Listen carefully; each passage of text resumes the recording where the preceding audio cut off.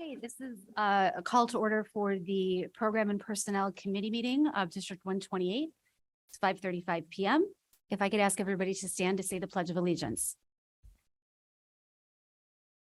I pledge allegiance to the flag of the United States of America and to the republic for which it stands, one nation, under God, indivisible, with liberty and justice for all.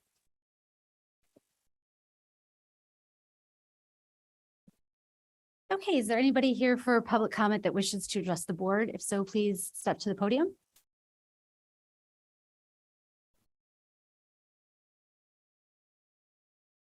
Going once? Okay, seeing none, we will move on to communication. We will move on to number 3 for discussion.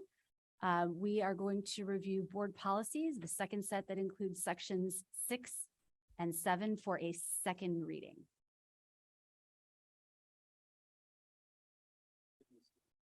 No worries.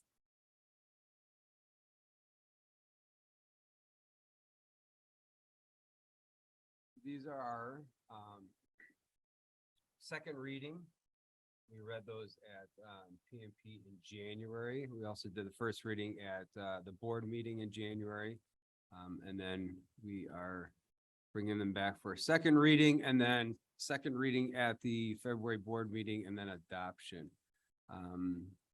You can see all of the attachments are in there. We also added a new attachment in there. There was a question about in board policy regarding the D128 unused food plan. And so there is an attachment in there from Quest, our food management services. And so you can see what that unused food plan was. You see that in the attachments? I have a question about the unused food plan. Are you on there? I don't know if, no, I am, Okay. thanks. So as it stands in that, document that was given to us by Quest, it says large amounts of unused food are given to the Vernon Township Pantry and St. Joseph's Pantries. But I'm curious if we need to follow more closely our policy, which states that the unused amounts can go to students, our students in need directly. I understand there may be some just kind of logistical issues with that happening. And so perhaps the township pantry and the parish pantry are good options. And they do go back to serve our community directly. But I just was wondering if there was any additional information or what the thought process was. Yeah, and the sentence you're referring to is that develop and support a food sharing plan for unused food that is focused on needy students. And then implement the plan throughout the district. And then the third part was ensure that any leftover food items are properly donated to combat potential food insecurity in the district's community.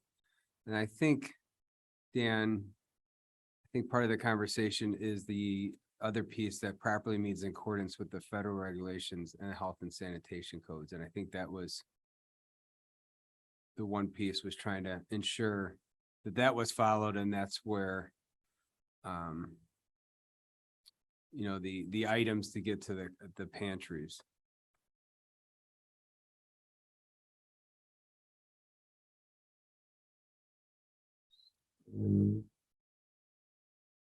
Yeah, I don't know any more than what Brian would know.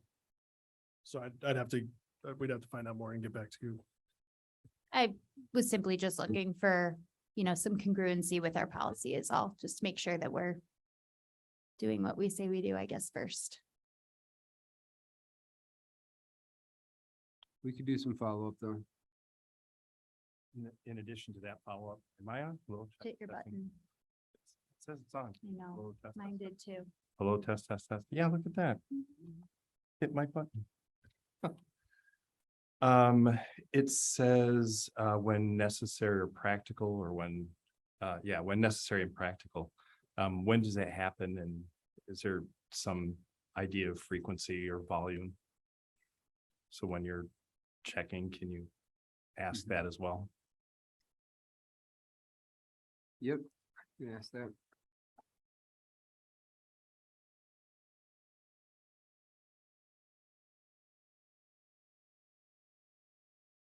Any other questions about this second reading of section 6 and 7? Of the whole thing? Same. After you. General, oh boy, that's long. Just a general comment. One of the documents that we have is called Board Policy Updates. That was the one that you gave us in January.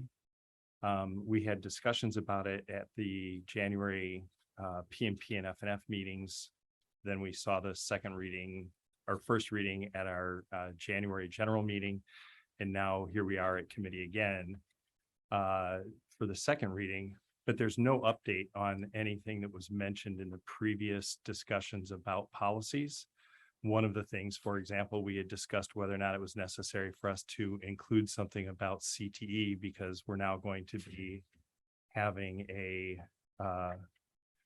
dramatic change in our curriculum in that we are going to be hopefully shortly providing work environment experiences for our kids, some long-term tracking, but there's nothing in our policy that indicates that we're going to do that. So should we have something in our policy that says that that's what we're going to do because that's what we're going to do? And so we did have some commentary. We did talk about that just a little bit, but there's nothing in the updates that indicates that we had any of those conversations. So as a general rule, as we move from one first reading to second reading, can we see those updated? So that if for some reason you didn't take notes on that and didn't remember that was something, at least we'll have some sort of a record that we had that conversation, and it'll just make it easier to revisit those items. And then that being said, should we indicate CTE in light of our new coordinator and part of our strategic plan? So that question still needs to be answered. I also mentioned the possibility of updating our curriculum because there's no mention of sex ed in our policy. And we decided to shelve that conversation because the state was voting on whether or not they should adopt a comprehensive policy statewide. That policy did not pass. And I think that it's good that it didn't pass because they had not brought together any of the players that would be responsible for carrying out that policy. And so now they're going to take a more thoughtful look. But that leaves the question to us still, do we have a desire to have a policy that includes what we believe should be part of a healthy sex ed program? Keeping in mind also that part of our curriculum does review sexual assault, sexual abuse. 35 times it's mentioned in our Right, policy. so it seems that only naturally we would have, the foundation for those discussions would go back to a comprehensive sex curriculum. And I don't know what that looks like. Same. I'm not an expert there. So that would be something where we would hopefully engage the teachers and administrators who are involved in that to develop with us a policy that would be appropriate for our district. Yeah, and the policy, just for everyone they're referring to, is policy 660 on curriculum content. Section 9, I believe.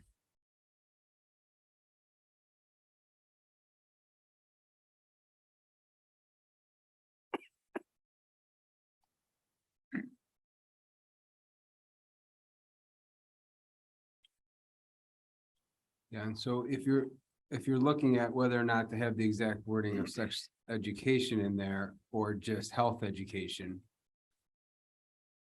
is the question. And it does talk about in section 10, the age appropriate evidence informed sexual abuse and assault awareness and prevention education in all grades. I guess I would be more comfortable starting with the question of what are we already doing? Right. When it comes to health education, what part of that has to do with age appropriate sex education? And if we are doing it, do we want to add it more explicitly to our policies so that if there are questions or challenges about why we include such content, we have solid policy that's more specific than health education to back up what's in our curriculum. I think they have to stand together. So in reading through some of what IASB provides, the Illinois Association of School Boards, in section 10, the last line, the superintendent shall implement a comprehensive health education program in accordance with state law. And so that statement all encompasses your comprehensive health education, which includes the sex education that's taught in the health classes. So I think rather than the policy being really specific, it was more, it will encompass everything, which then, you know, changes that you make either in your procedures or your curriculum content can be done. Okay. Well, it's something that certainly you can think about what the best approach is, and if leaving it general as part of health education is the way to support what's already being done in the classroom. I just want to be sure that we have strong policy that supports our curriculum, so that if there is a question about why are we doing this, we have strong policy to back it up. I think for this, it'll probably end up being, since Illinois adopted the national sex ed standards, we did do a crosswalk of what we already teach and what those standards require. And there's more that we do a great deal, but there are pieces that we're not doing. So I think that gives us the opportunity to address that. And also take a deeper dive into if there are some things that we want to opt out of, because we have to file that with the state, what that is.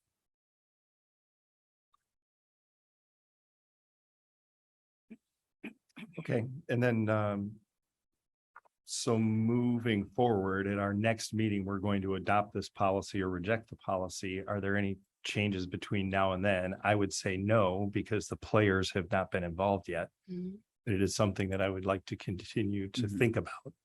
And the same thing goes with career and technical education, so that we have some mention of what it is that we're doing that's guided by policy.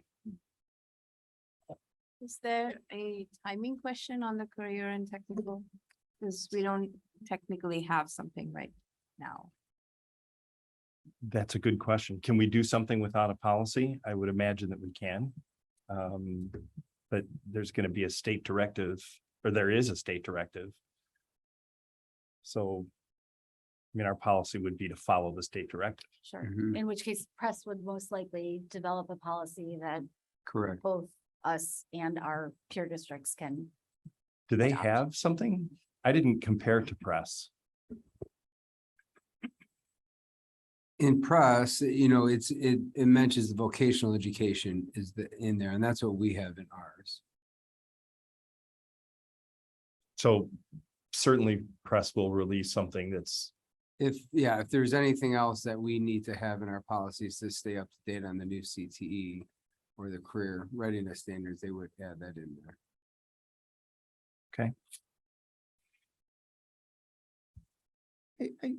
I had a question, and this might be more about implementation more than content.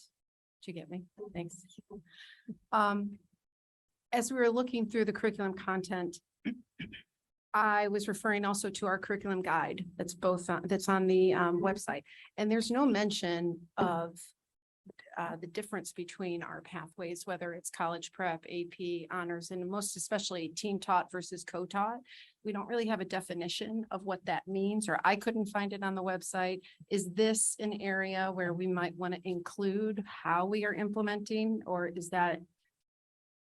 I just think that we don't really have a definition of what that program looks like, and we should have something somewhere.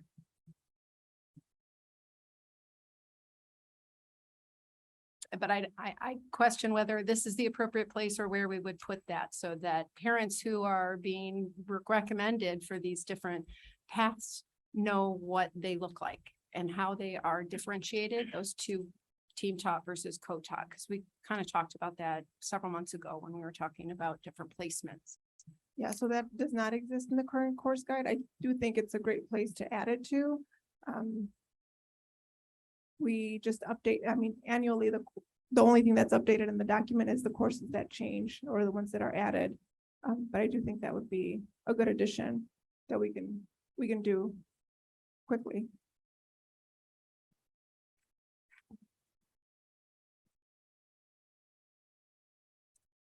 The only thing I would say is as you contemplate adding that the average non-educational person doesn't know the difference between team taught and co-taught. So, Well, that's the point of defining it in the. The in average the teacher course. doesn't either, so now that's why I'm asking the question. So I think if we have some definitions of what each of those programs look like, and even if we're offering AP, what is it? What are our criteria to get into AP, you know, so that parents understand what the expectations are and what that looks like for their child. I think that's Right. important for parents to know. Right, and that the college board directs that content. Right. Yeah. So I think it sounds like we're all in agreement that policy is not the right place for that, but the course guide might be. Yeah, and I think we can do the descriptions, the criteria into how some kids are placed into AP or honors or college prep is something that we are working on through our accelerated placement committee. Because that is unclear to some of us too. So we're trying to pin that down. one other thing, since you're looking at that, would be, I see a lot of families asking this question, is what's the work level or the homework level in the 3 levels of classes? I think especially incoming freshmen who don't have that experience. Just as a general descriptor for like throughout the course book, what Yep. the Yep. the time outside of class expectations might be on for any student in any course. Yep, in general, it's, you might have 2 to 3 hours in honors and might be 4 to 6 hours in AP. Let's- There would, Hopefully there's a time frame associated to that 4 to 6 hours, because if it's per night, then right, they're overwhelmed. There may be an opportunity to update the curriculum guide on the web page. There's already a number of documents that exist there that, there's a grade 8 page and then there's grades 9 through 11 page, and it has a lot of these documents hyperlinked, ready to go, but I think that would be a really natural fit to maybe find this information in those same. For spots. everybody that's following along, where did you find that handy document? Oh, yeah. Okay, so right now I'm on LHS page, LHS's page, but if you go to the academics tab and you click on curriculum guide, Mhm. there's all these nifty icons, and then you can go to course selection information, which is on the bottom left. And then there's course selection info for grade 8, and then grades 9 through 11. And then, so I just clicked on grade 8. Mhm. There's all those links. So as a layperson without a high school student, I think it's pretty user friendly to find this.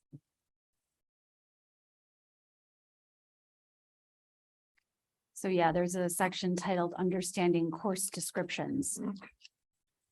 So perhaps. And actually, I think they do say what the typical, I've gone through the curriculum guide. I think there is a comparison of what the average reading expectation is between honors AP and a college prep.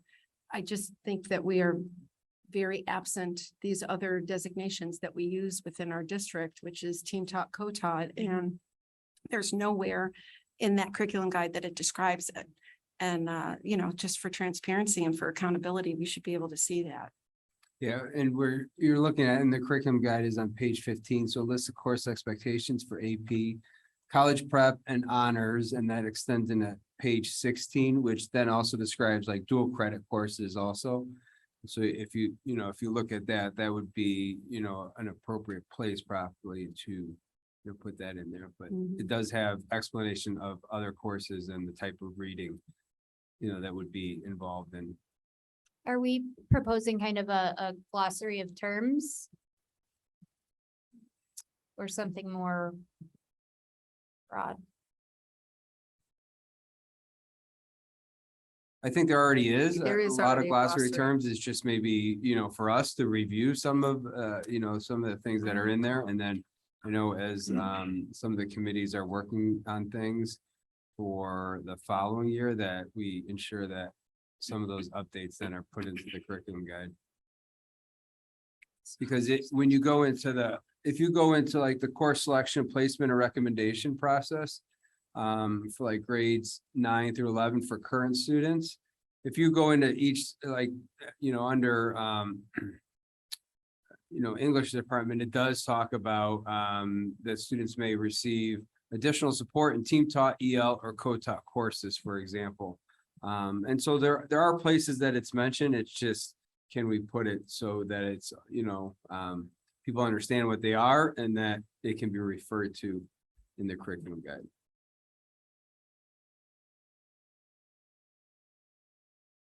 Okay. What other comments do we have or questions do we have regarding sections 6 and 7? Can we just pop back up to policy 650 under wellness? The policy says an assessment of the wellness policy should be conducted help me with this word. Triannually? Triennially. Triannually? Has that happened in the past? Do we have someone who's kind of the designated point person to do that?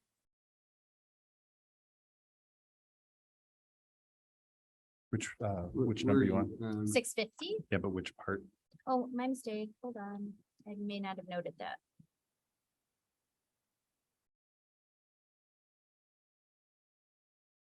So under monitoring, so that would be, with, Quest and, the business office for us. So on page, 2 of the policy monitoring, Mhm. so every 3 years. I mean, I would say this would require way more than the business office. This policy is more broad than just school lunches. Yeah, If you read more information. But the other thing is, like, I mean, I know, like, we have like I don't know what, the slate of policies that are reviewed on a periodic basis, you know what I mean? I don't know if that's what that is, or if it's something different.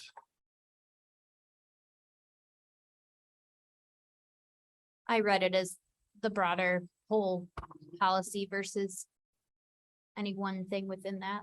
But yeah, I was just curious if it's something that's being done on a somewhat regular basis, just for, honesty's sake. So I agree with Dan that it is probably going to be a collaborative effort between a lot of different offices. What I can share with members of the board and indeed D128 community is that I know that we are also looking at different policies and procedures now. And as we look at those policies, make sure that they are aligning to being reviewed as well as presented to the board. And so we're right now in the process of looking at 2 policies for this semester that will correlate to student wellness and services that they're receiving. So right now, we're looking at the gender support plan policy, and then between April and May, we'll be looking at Anne Marie's law, which is our suicide and ideation, and making sure that per board policy as well as state regulation that they're looked at annually. The gender support plan, we're going to recommend that is looked at biannually, because that's not something specified within our policies. But what we're trying to do is create a system of looking at policies as well as procedures moving forward.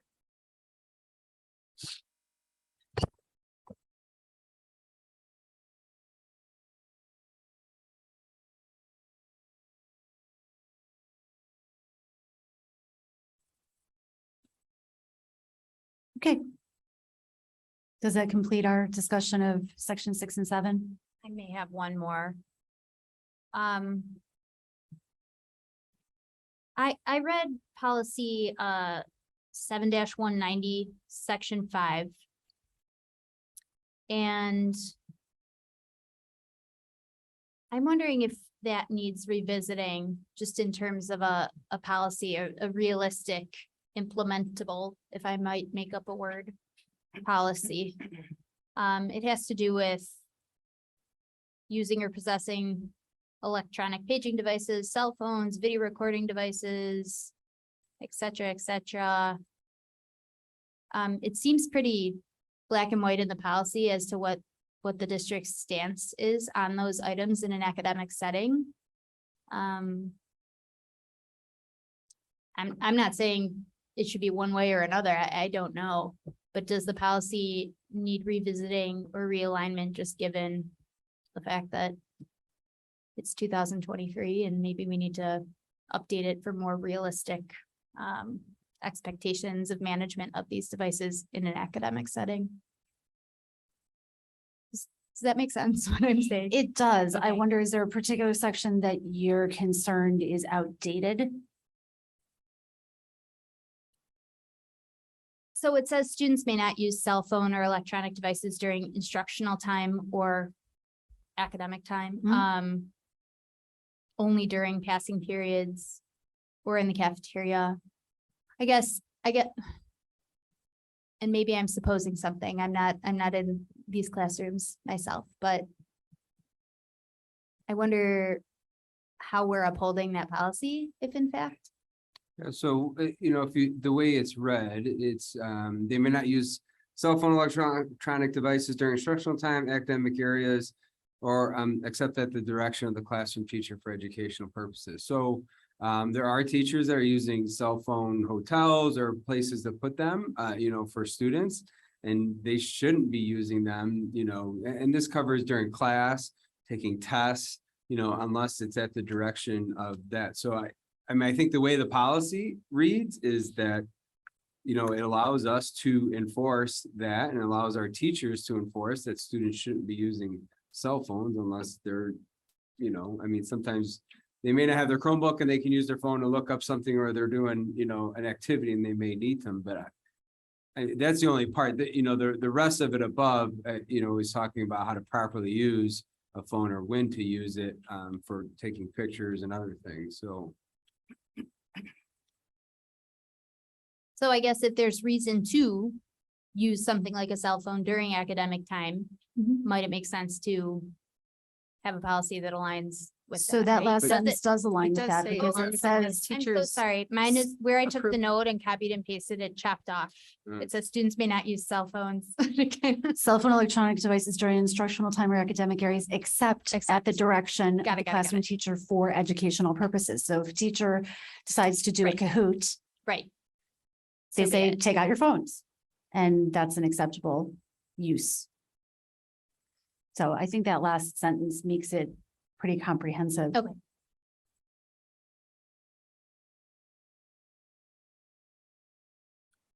Yeah, I don't mean to belabor this conversation No. at all. I think I'm becoming more keenly aware of how cell phones can be tricky to manage in an academic setting. Tricky for teachers, tricky for admin. And tricky for students to manage. Sure. And again, not to belabor it, but I wonder if there's something we could be doing with our policy to support the notion that there's a time and a place. And, I don't know if that's something we just maybe want to So ponder. I guess the best way for us to do that is put the call out and ask teachers if there is anything that policy needs to do to support their, well, as always, anything in the classroom, but certainly if there's something with cell phone policy that needs to be updated to support focus on learning, they're the people who would give us that input.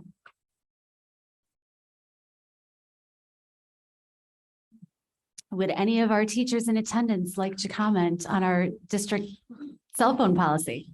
Do you mind approaching the podium so that everybody can hear you?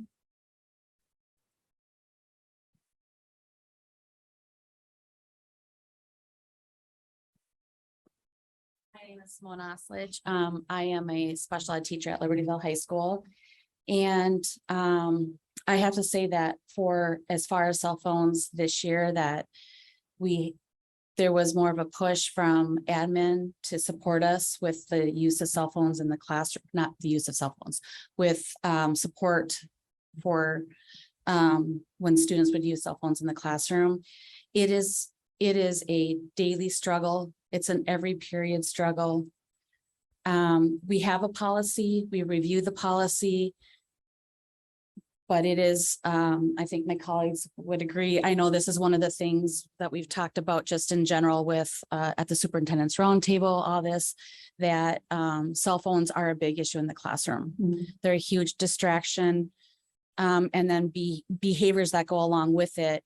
So some teachers may have a cell phone holder or whatever you may call, but to get them to put that in there, to get them to follow through, they're a huge distraction. And so I was very excited to hear this actually come up. So I appreciate that, Ms. Benjamin, that you're bringing it up.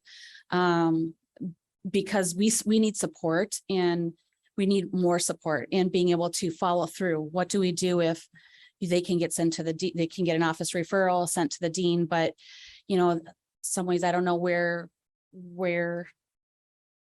the breakdown is coming through, but there's not necessarily consequences. It's just a huge distraction. It takes away from student learning. It takes away from teacher instruction. And even though we say this is the policy, it's constantly put your cell phone away, put your cell phone away. And it's a huge, huge distraction. Yeah. And yes, we want our students to learn to be able to manage that on their own, but it gets to the point where you're just like kind of hands up, like, what am I going to do? So I don't know, somebody else would like to say something. And I don't reading know if our, they said that, but- our handbook, so our procedures in Thank our you. handbook follow our policy. Thank you very much. Follow our policy. And in our handbook, it says students may not use cell phone electronic devices during instructional time, except at the direction of a classroom teacher for educational purposes. Any violations will be subject the student to disciplinary consequences. So our procedures and what, we try to, communicate to our students and to our teachers is that they have discretion to tell the students not to use their cell phones during time. And, we're doing everything we can to support. Yes, it is a constant challenge when you have, 1,800 students, in the building and the phones are readily accessible. But all of our policies and procedures right now, allow us to, restrict the cell phones as much as possible. Yeah.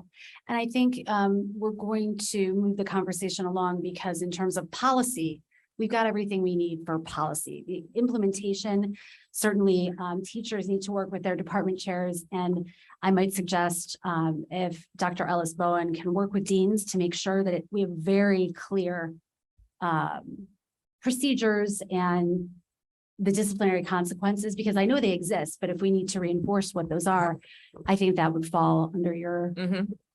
So we're actually getting ready to, in March, April, relook at the handbook. This year, one of the conversations that we've had as an administration is to go through the handbook and identify areas in which we need to look at. But one of the things that has come out in regards to consequences, or I would say supports for redirecting behavior. And not just only for the cell phones, but for a lot of our other areas that we've identified, is that there's not a discipline matrix for our code of conduct. And that's going to take some time to develop. That's not an overnight or within 1 month, but it will take a couple of years for us to do. But we have started the conversation about beginning to develop that. Fantastic. And I know that as always, you're going to work with everybody at the building level to make sure the stakeholders are all involved in these conversations and decisions. Yes, so the discipline handbook committee will involve a variety of different members of our community on there. And then as members of the administration as well as the teachers begin to work on that discipline matrix, we'll make sure that that communication is occurring amongst all of our community members. Right, thank you. Okay. Are we good on that particular section? Okay, great. Any other comments or questions about sections 6 and 7? Okay, looks like we have a couple of follow-up items, but we'll be looking to take action on those at our regular meeting at the end of this month. Moving on to item B, ISB Press Plus Policy Update Services. I think that goes to you again, Brian. So currently we utilize the press services for our updates. But press services, so they have 2 levels of services from the Illinois Association of School Boards. So press and then press plus. And press is what we're currently using, where recommendations are sent to Carol and I in a PDF memo form, and we have to compare the PDF to what we currently have, read through the changes, read through the recommendations and some of the notes that are there, and then match that with our service, which so it's really a 2-person job that I'm reading through everything, reviewing current ones. Carol then is reviewing the current ones and the new ones, and then we have to go and type that all in there and update it manually. And so we're looking to move to Press Plus, and Press Plus would be an additional $950, which basically it would take our policy and it would incorporate the new changes in there, and we're able to go into the system and click, accept that change and put that in as a suggestion for the first and second reading rather than having to retype it. So $950 is well worth it for the amount of time. I think that, like, for this one that Carol and I spent going through all of these by hand. The big cost is the upfront cost. What they do is they'll go through all of our current policies and compare them to, what is really the press recommendation. So over the years, if the board has changed language or done other things, they'll catch some of those and they'll go through them. And then, I'm sorry, do you mean that if we made human error typos? It'll well, fix that Or one if you have or customized things customized stuff. because we intentionally Yes. diverged or added or modified what press was Yeah, recommending. so correct. So we would be sitting down with a consultant who would, either in person or Zoom, depending on where we are in the process. We would be meeting with them multiple times and going through all of ours. So some of them might be, you could go through one really quickly because ours match up perfectly. We're up to date. Everything is good. You have some policies that, there's pieces of the policy that we don't ever accept because it's written for K through 8 grades. Right. So, we throw those out. So they may, just check on all of that. So that's why the upfront cost is a lot more, and it's also time consuming. Our hope is that, that we can take this for a recommendation and the board vote on it at our February meeting, start that process, and hopefully be up to date by September of next year. So that's kind of how long the implementation process. And then from there, it's just an additional $950 a year, which would save, again, I think, hours of our time. It would give us time, instead of trying to do editing, it would give us time to really dive into the policy on what does this change actually mean. There are some policies, for example, 712, that they're not going to do anything for us because we wrote that policy. So our equity, diversity, and inclusion policy. But So if we were to make any changes to that policy, for example, because it's completely our own, in 2 years when we review it, if we make changes to it, we would have to go in and manually Correct. make We, those changes. we would still have to manually go into the system and make the changes. Okay. We, again, very limited number of our own policies. Okay, but if it's just one of their policies that we've customized a little bit, that will be in the system and will Yes. automatically be Yes, updated. correct. Okay, And they won't change those to their wording. Not unless we go through it in the first batch and say we want to accept their changes.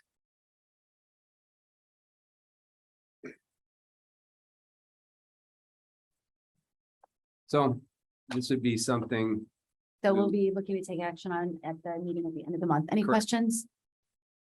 Okay, moving on to employment of employees.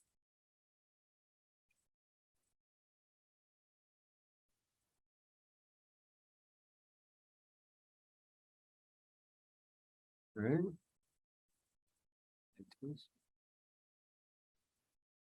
Any questions on that or, So it looks like we have sorry? a retirement and a resignation. Mhm. And then we have 3 replacements for assistant coaches Mhm. and a resignation. Correct. Any questions? These will go to the consent agenda. Okay, educational tours. We have 6 today. 7, Sorry, I can't count. no worries. So we have our LHS Model UN going to conference at Northwestern University. And then we have some students heading out to outdoor ed adventure, and that will be in April. And looks awesome. Yeah. So instead of going through each one, because these reports now include such good information, including your budget sheet, I wonder if you'd be comfortable if we just put it out to the members if they have any questions about any of the 7, so that you don't have to run through each one since it's public information in our packet. And there's 7 of them. Okay, yeah, that works for me. Just on the debate team, the LHS debate team. I clicked where the itinerary was linked, but there was no itinerary. I had the same question. Yeah, Okay, I can check with Michelle. She's usually really good about linking that in she here. probably just selected Well, the wrong document. There is an itinerary. It's just not the right. It's not what There's- I would expect to be the itinerary. It's like the The IHSA, this Given is to where you the- gotta be. given to the instructor or the coach type of Which one are you, Document. which one are you looking at? LHS debate The for debate March team. 16th. Is that right? Mhm. And if I could broaden that, because there's a great deal of variety in what we're seeing as itinerary. Some of the itineraries are very brief and some are very detailed. My assumption would be the reason to have the itinerary is so if there's an issue, we'll have an idea where people are at any given time. Some itineraries give us that information and some don't. Or at least not well. Some of them say what hotel they're staying at and what time they're going to arrive, and some don't say what hotel they're staying at. Most of them are what I would expect, but there were a couple, debate was one of them. FCCLA didn't have contact phone numbers or method of transport. So I'm just wondering if we should have sort of a checklist that, because I remember when I used to do field trips, I had a checklist that I could go through and say, did I include all of these things? So that I knew what was expected and what I needed to report out on. And there's times where you just don't know, like, I don't know what hotel we're staying at. It's too far ahead. We don't have that information yet. Well, then there should be a line that says TBA or to be determined, I guess. Yeah, we can add that to the ed tour procedures. And then I did have one other general question.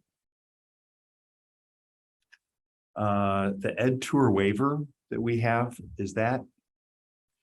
It has a specific section on COVID. Is that relevant anymore? And should we generalize that to say any health emergency where students would have to be quarantined?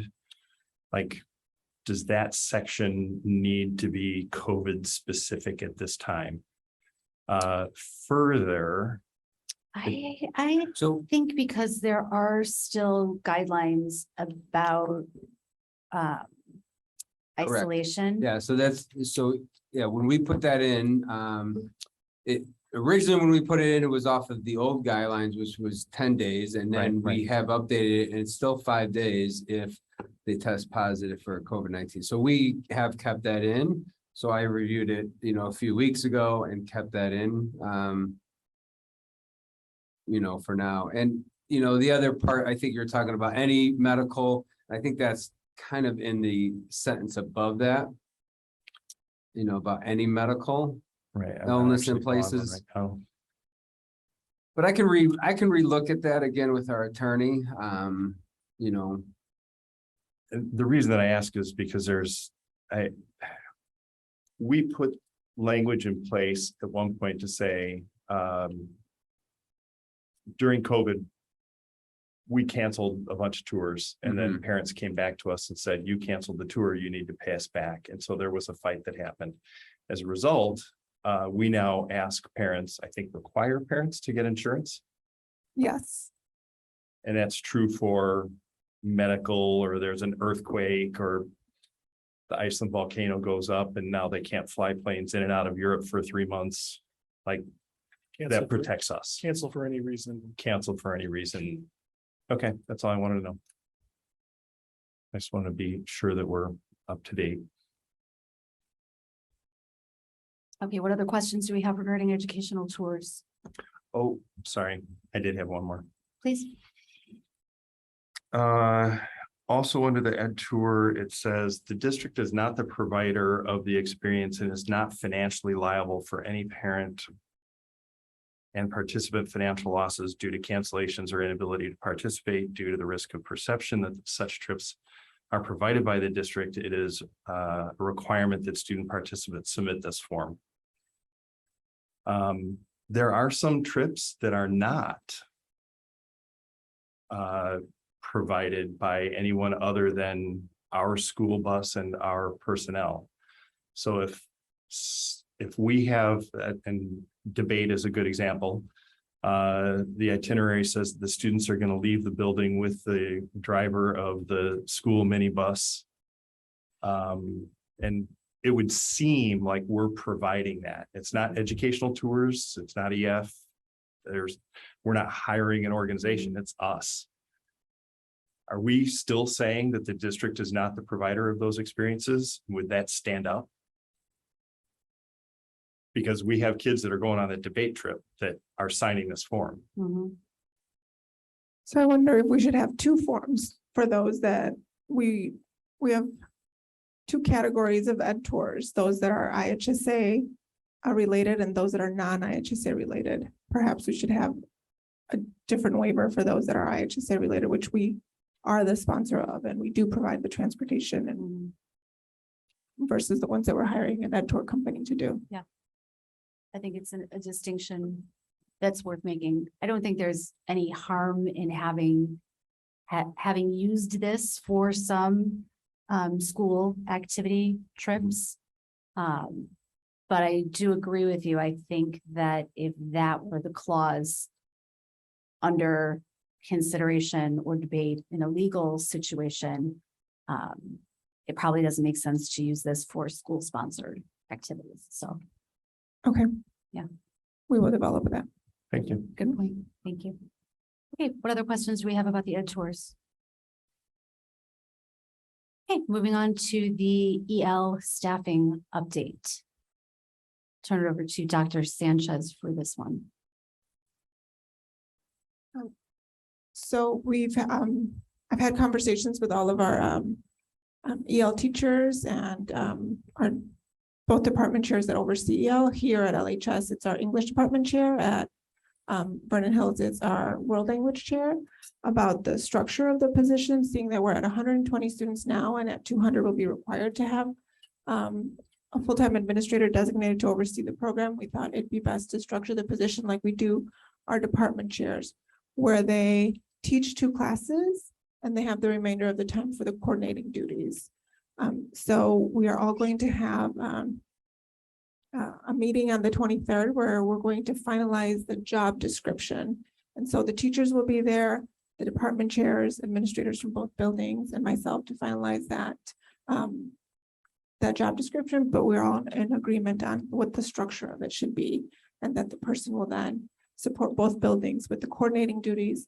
And the only, I think we're gonna have to figure out what those teaching responsibilities will be, if they're going to travel every day, if we divide them up by semester, so that they are supporting both schools in that sense. I think that will be the only thing that'll be a little bit complicated, but we will have that for you at the next board meeting. Okay. And are we going to be voting on something at that point, or is this just informing us?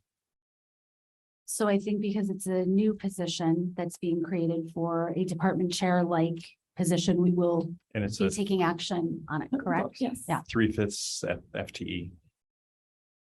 Is that how the department chairs are divided?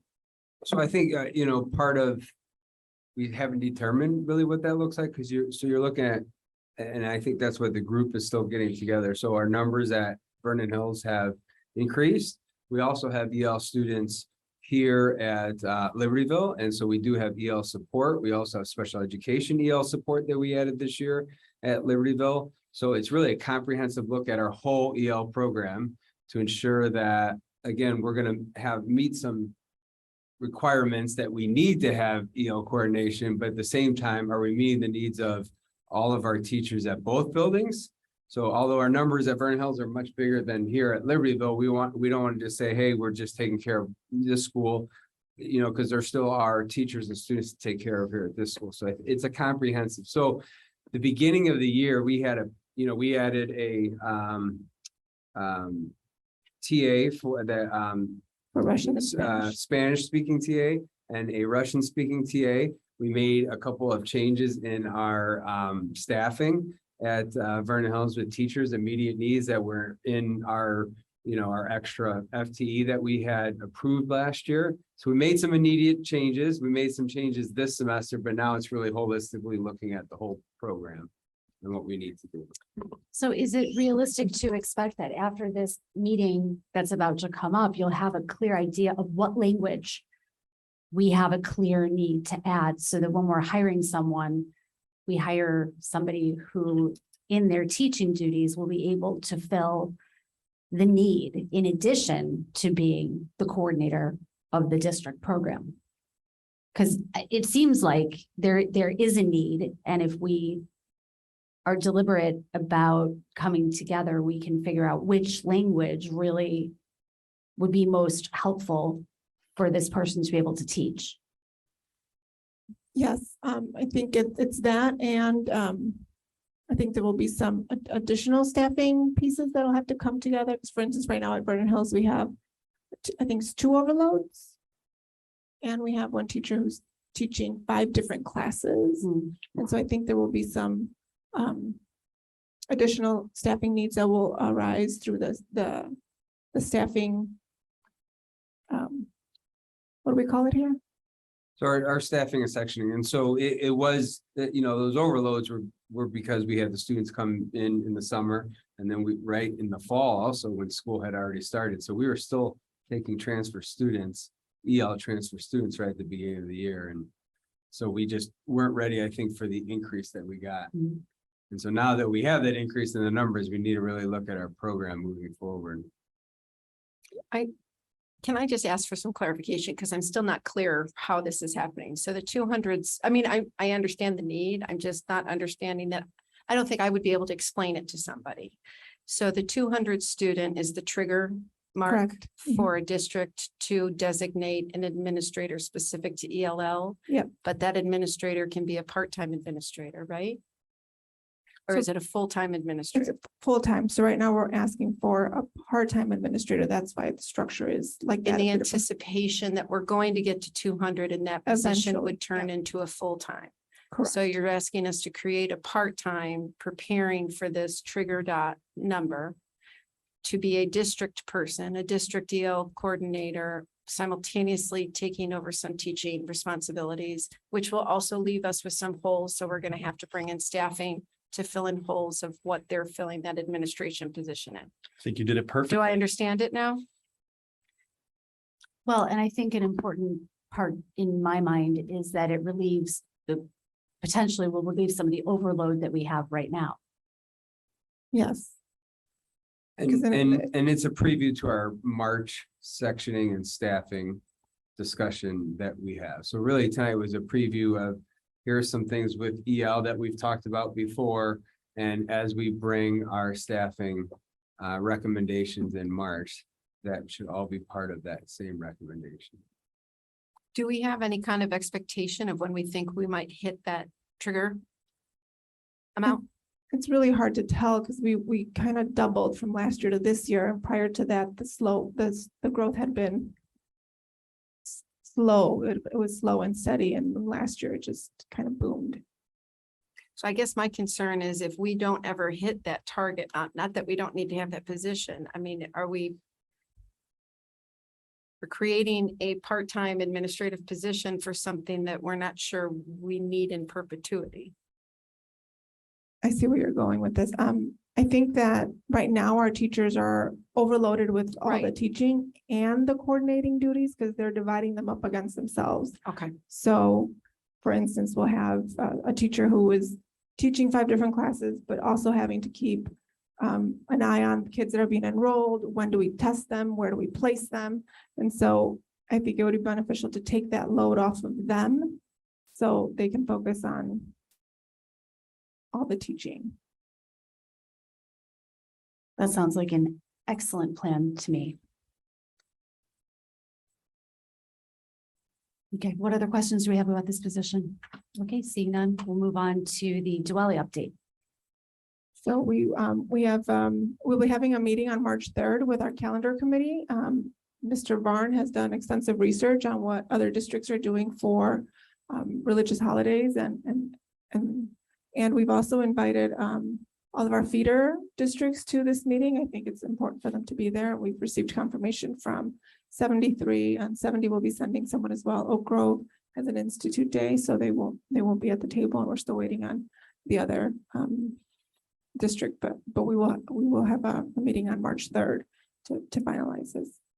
And my understanding is there are also teachers and students who will be part of that conversation in addition to the longstanding calendar committee Yes. people. Mhm. And just for the public, the genesis of this was a presentation by students asking for Diwali as a school holiday. And the board has asked for a development of how are we going to evaluate each request so that we have a standard so that we don't have a subjective decision that would be unfair to any group. Any thoughts or comments that board members would like to add to this conversation? Okay, seeing none, we'll move on to future agenda items which are listed. One of the other things I would like to add, in addition to the March and April content, we had committed as a board that we were going to develop an updated new member handbook for new board members by April. Because we are highly unlikely to having any new board members join us in April because no one filed to run other than the incumbent board members. What I would like to do is postpone that project to later in the year and implement a board self-evaluation, because we do have a policy that says the board will self-evaluate. And unfortunately, heretofore, we have not really developed a method of doing that. So we are going to talk about how we are going to self-evaluate. I have some ideas, some surveys, some things that I'll present along with Dr. Herman that will be in the board packet to launch our discussion. But it is very open-ended, and those things are just going to be a place to start. We may decide as a group, no, we don't want to use a survey. We want to do something else, which would be fantastic. So we'll also get everybody's input if doing the self-evaluation instead of the new member handbook is what we want to do. I was hoping all 7 of us would be here. Is there anybody that objects to changing that timeline just based on the circumstances. I think it's a good idea. Okay. Great. And the IASB, they provide a board evaluation service, don't they? The Mechanism. They do. And ISB has tremendous materials and has given us a lot of support. My review of their, I didn't look at their program because they'll have a facilitator come and facilitate it. I'm not sure that we need that. But we can discuss that Okay. next month.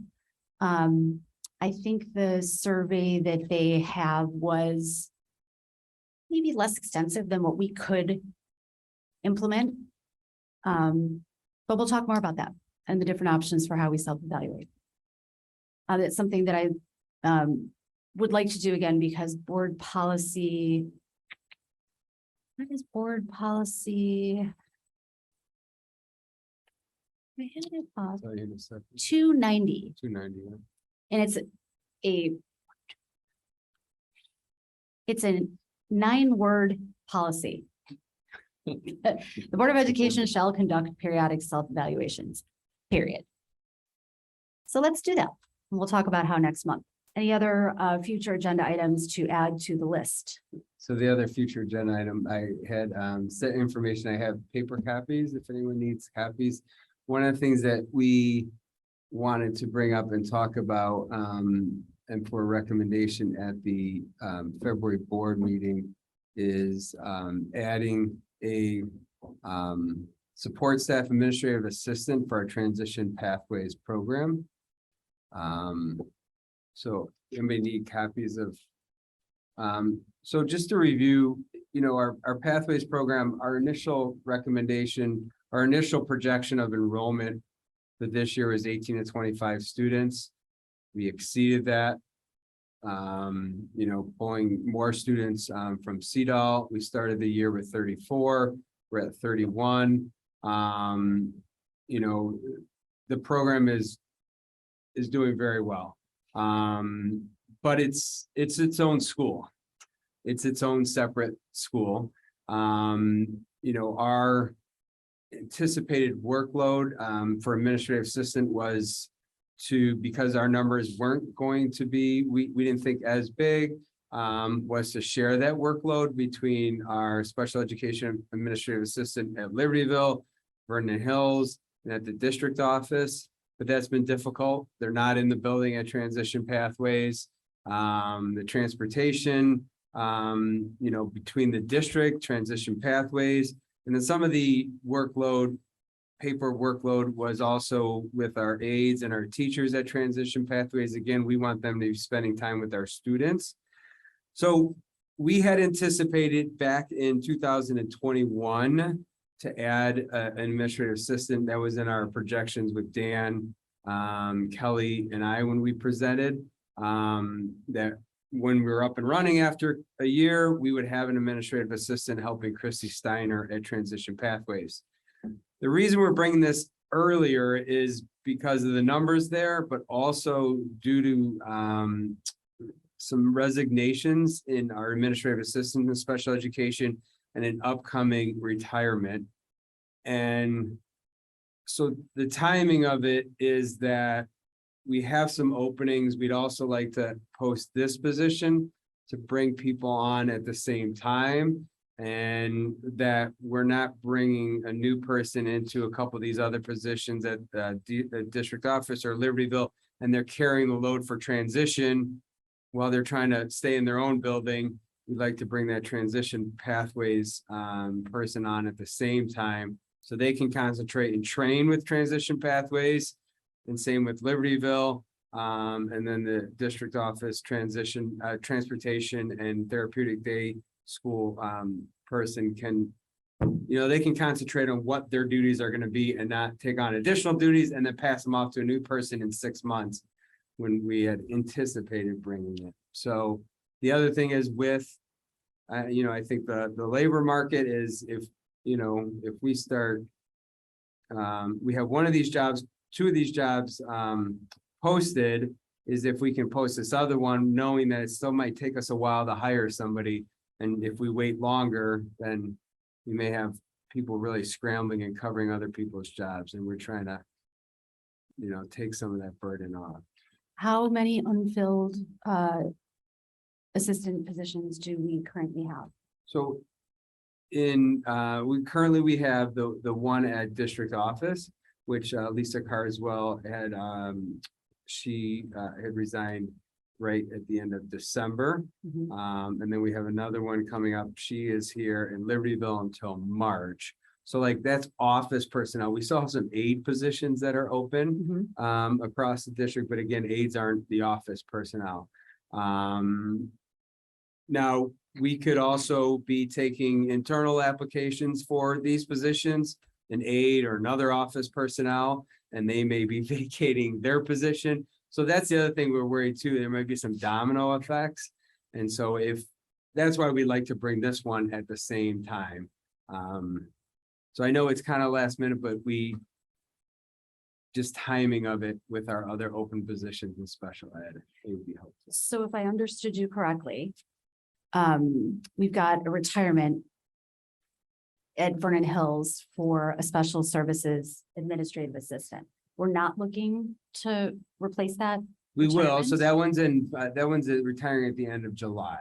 Oh, okay. Okay, so that one, we would try to, again, probably get something posted in April, which is 2 months away, really.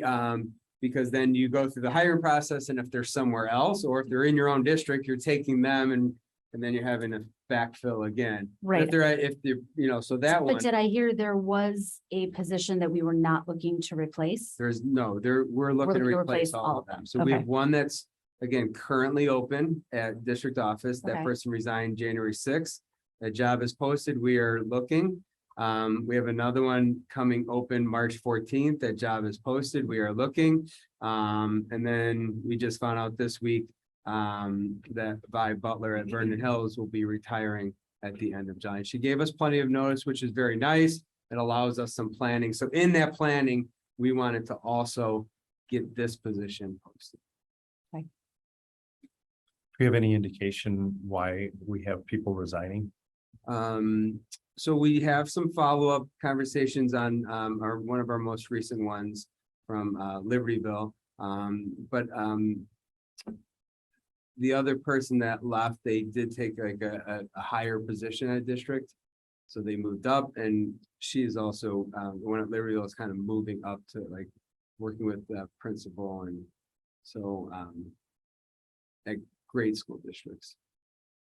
But we do exit interviews with them to try to find out more information and get feedback so that we can improve the positions.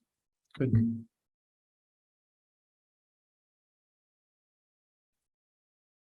So we would be bringing this to the February board meeting because it would be additional a few months earlier than anticipated. Okay. Do we have any update on the career pathways position that we approved? So it's Last meeting? posted. Are you Yeah. wondering if we have applicants? Yep. Too early. We do have a good pool of candidates in the good. mix here. Great. Yeah, so. That's good. That's great news. Any other questions? Okay, then it is 6:44. I call the meeting of the Program and Personnel Committee adjourned. Do we need a short break before we proceed to F&F? Anyone? I don't. Okay, then we will proceed to our Facilities and Finance Committee meeting. First up on the agenda is another invitation for public comment. Seeing none, we will move on to the Miller Cooper presentation of the fiscal year 22 financials. You guys moved a little faster than I thought you were going to move. I need 1 second to get this turned on. Take your time. I'm going to get some water. And here I was feeling guilty that we were wasting Miller Cooper's time. She had to It's sit okay. there this whole time. We'll get invoiced later. It's fine. I'm kidding.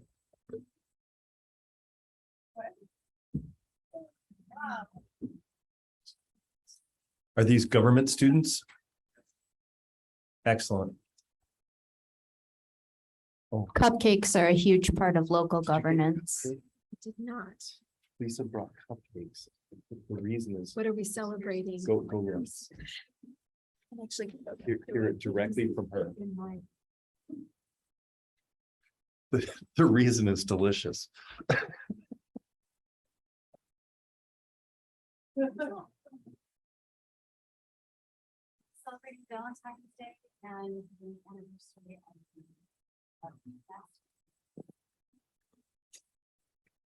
Can I push it back a little bit so I can turn my, okay.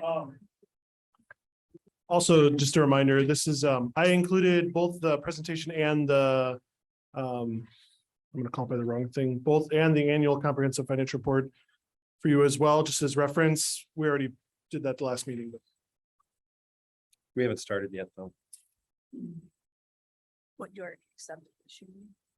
Okay, okay. Got it. Okay. Oh, I forgot. I was at the board rep lunch today.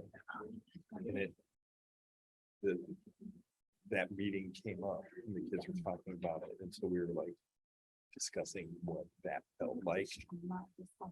And so this came out of Lisa's. Absolutely. Better save some for Jim.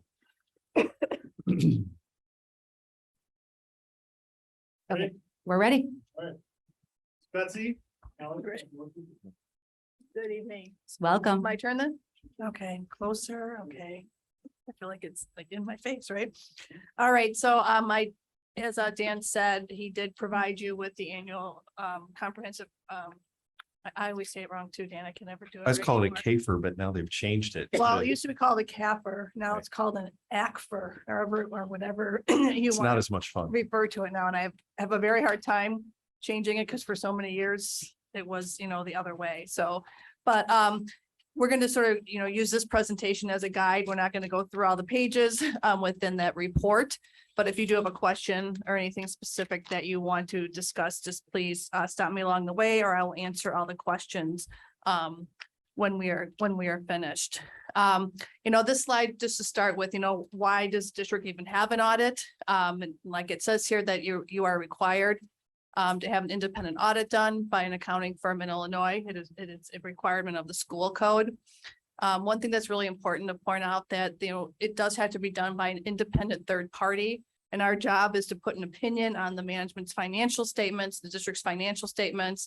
And our opinion, which when you read it, is to obtain reasonable, not absolute assurance that there's no material misstatements within your financial statements. So as we proceed through the audit, these are some of the summary of the services, sort of the outcome of what you get when we're done with the audit. Like I said, the main objective of our audit is to express the opinion on the 2022 financial statements. We did not issue an internal control letter this year, but if there was any deficiencies that we wanted to report, or just anything to report as best practices or improvements for the district, that's where that information would be presented. We also have we call our SAS 114 letter, which is Statement of Accounting Standards, which are required communications to the board. And a little bit later in the presentation, we'll look at what those required communications that we are required to communicate to the board. So the final documents that we do provide to the district and then are filed with the different respective agencies, again, are the annual comprehensive financial report. And that is also filed with the the Association of School Boards International and Government Finance Officers Association for their certificate of excellence in financial reporting. The district, we also prepare the ISB annual financial report. That is a required document that has to be filed with the State Board of Education each year. We also had to perform a single audit this year because the district expended over $750,000 in federal funds. We also provide our opinion in accordance with government auditing standards. The Illinois State Board of Education requires that the audit be performed in accordance with government auditing standards. And then again, we have a required communication to the board letter. This next slide is the financial profile summary. This is a calculation done by the Illinois State Board of Education and is provided in the annual financial report that's filed with ISB. You know, this is my opinion that I'm putting on this right now, that you know, this is, like I said, a calculation that ISB has had out there for a number of years. You know, and I don't think it's the best way to compare district to district, because there's many different ways of reporting. Some districts report mainly on the regulatory basis or on the cash basis. Some districts report on the modified accrual basis. So I don't think it's always comparing the best comparison to use, but it is the model that ISB uses to do their financial profile summaries.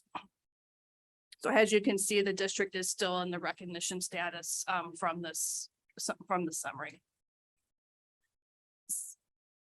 So before we look at some of the pages within the annual comprehensive financial report, I did want to point out a few new items within the report this year. We did have to implement GASB 87. GASB is a governmental accounting standards board, and we implemented GASB statement number 87, which was in regards to leases. The statement was put out there mainly to provide more transparency in the accounting for leases on government's financial statements.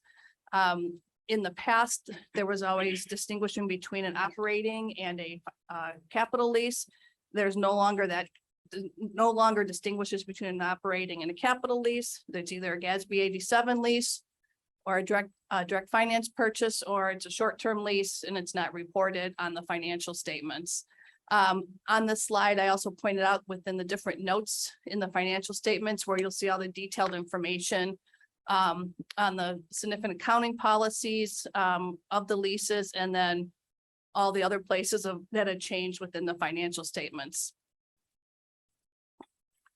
The other item that has changed within the report this year, the board approved a policy to change the accounting for the property tax revenue recognition. Ultimately, what this did was to defer the first installment of property taxes, and that way the revenue is being shown in the year that it's intended to be spent. In order to do that, we did have to restate the beginning net position and the beginning fund balance. And on the next two slides, I will show you what the restatement looked like. But again, I also pointed out which notes in the financial statements, there's more detailed information on this change. Is there anything you wanted to add on that, or?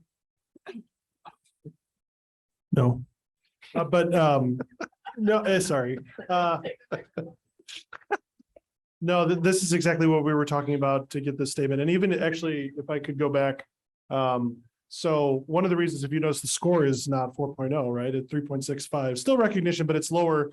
The reason for that is because with the restatement and the property taxes being accounted for, like how we're going to do it now, last year had a deficit. And so the expenditures to revenue, they don't want you to have more expenditures than revenue, right? We don't want that. You don't want that in your own personal life. They don't want schools to have that either. However, with this method of accounting, it shows a deficit last year. So that's why it's down. And that's why we have a deficit budget this year, but our projections, and we'll get to that later, like we're projected that this was a short-term thing. So that's kind of feeding into that. And this one for the lease thing, they just probably have too much time on their hands, is my honest opinion. But the second part is GASB, sorry, not you. Yeah, it should be clear. What this basically means then, I've always been saying our operating funds don't include debt service and capital projects because we don't have debt. What this basically says is when you do a lease, like say you do a copier lease, that is now considered debt. It's a long-term obligation. It counts against your debt limit. And so that has to be expended in the debt service fund. And so like, we don't have other debt right now. So essentially probably what we will transition to is when we say operating funds, we are going to now include Fund 40, because you're talking, it's a couple $100,000 in Fund 30 of expenditures that I don't want to, that is part of our operating costs, you know, in terms of us running the district. So does that include the lease like on the transition pathways building and our district office and? Well, it's, So there was a big analysis done on any lease. You know, we went through all the leases that were provided to us, lessee and lessor. So, you know, I won't call it the old days, but prior to KSB 87, there was really no lessor accounting. There was maybe a footnote in there that, you may have rented something out if it was material or not. Now there's the lessee and the lessor accounting for these, that you'll see it all on the financial statements.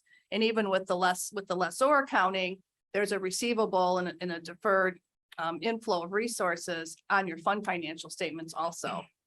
And that, so what Dan is saying, with the amounts I'll be being paid out of the debt service fund, those are really strictly for your the items that you're leasing, because there's a right to use like a capital asset for that lease too.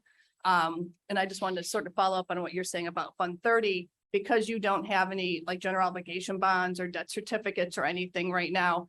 Everything that's going into your debt service fund are really for the payment of those leases. They're still funded by the tax levy or fund balance in your ed fund or O&M fund, wherever the lease would be paid for, but the amounts are transferred over to the debt service fund. It's part of the administrative code that all long-term debt is paid out of the debt service fund.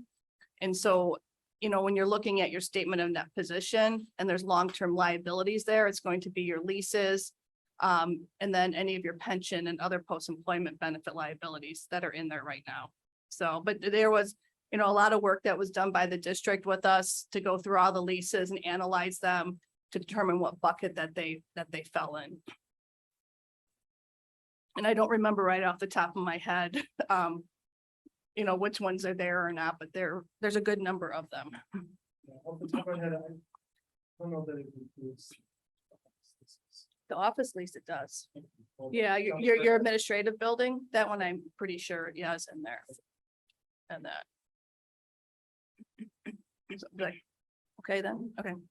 So these next two slides, like we'd said, just show the impact of, in order to, when you have a change in accounting principle, you have to go back and restate the prior, the beginning fund balance more or less, so that you're reporting on the same method of account, or using the same accounting principle.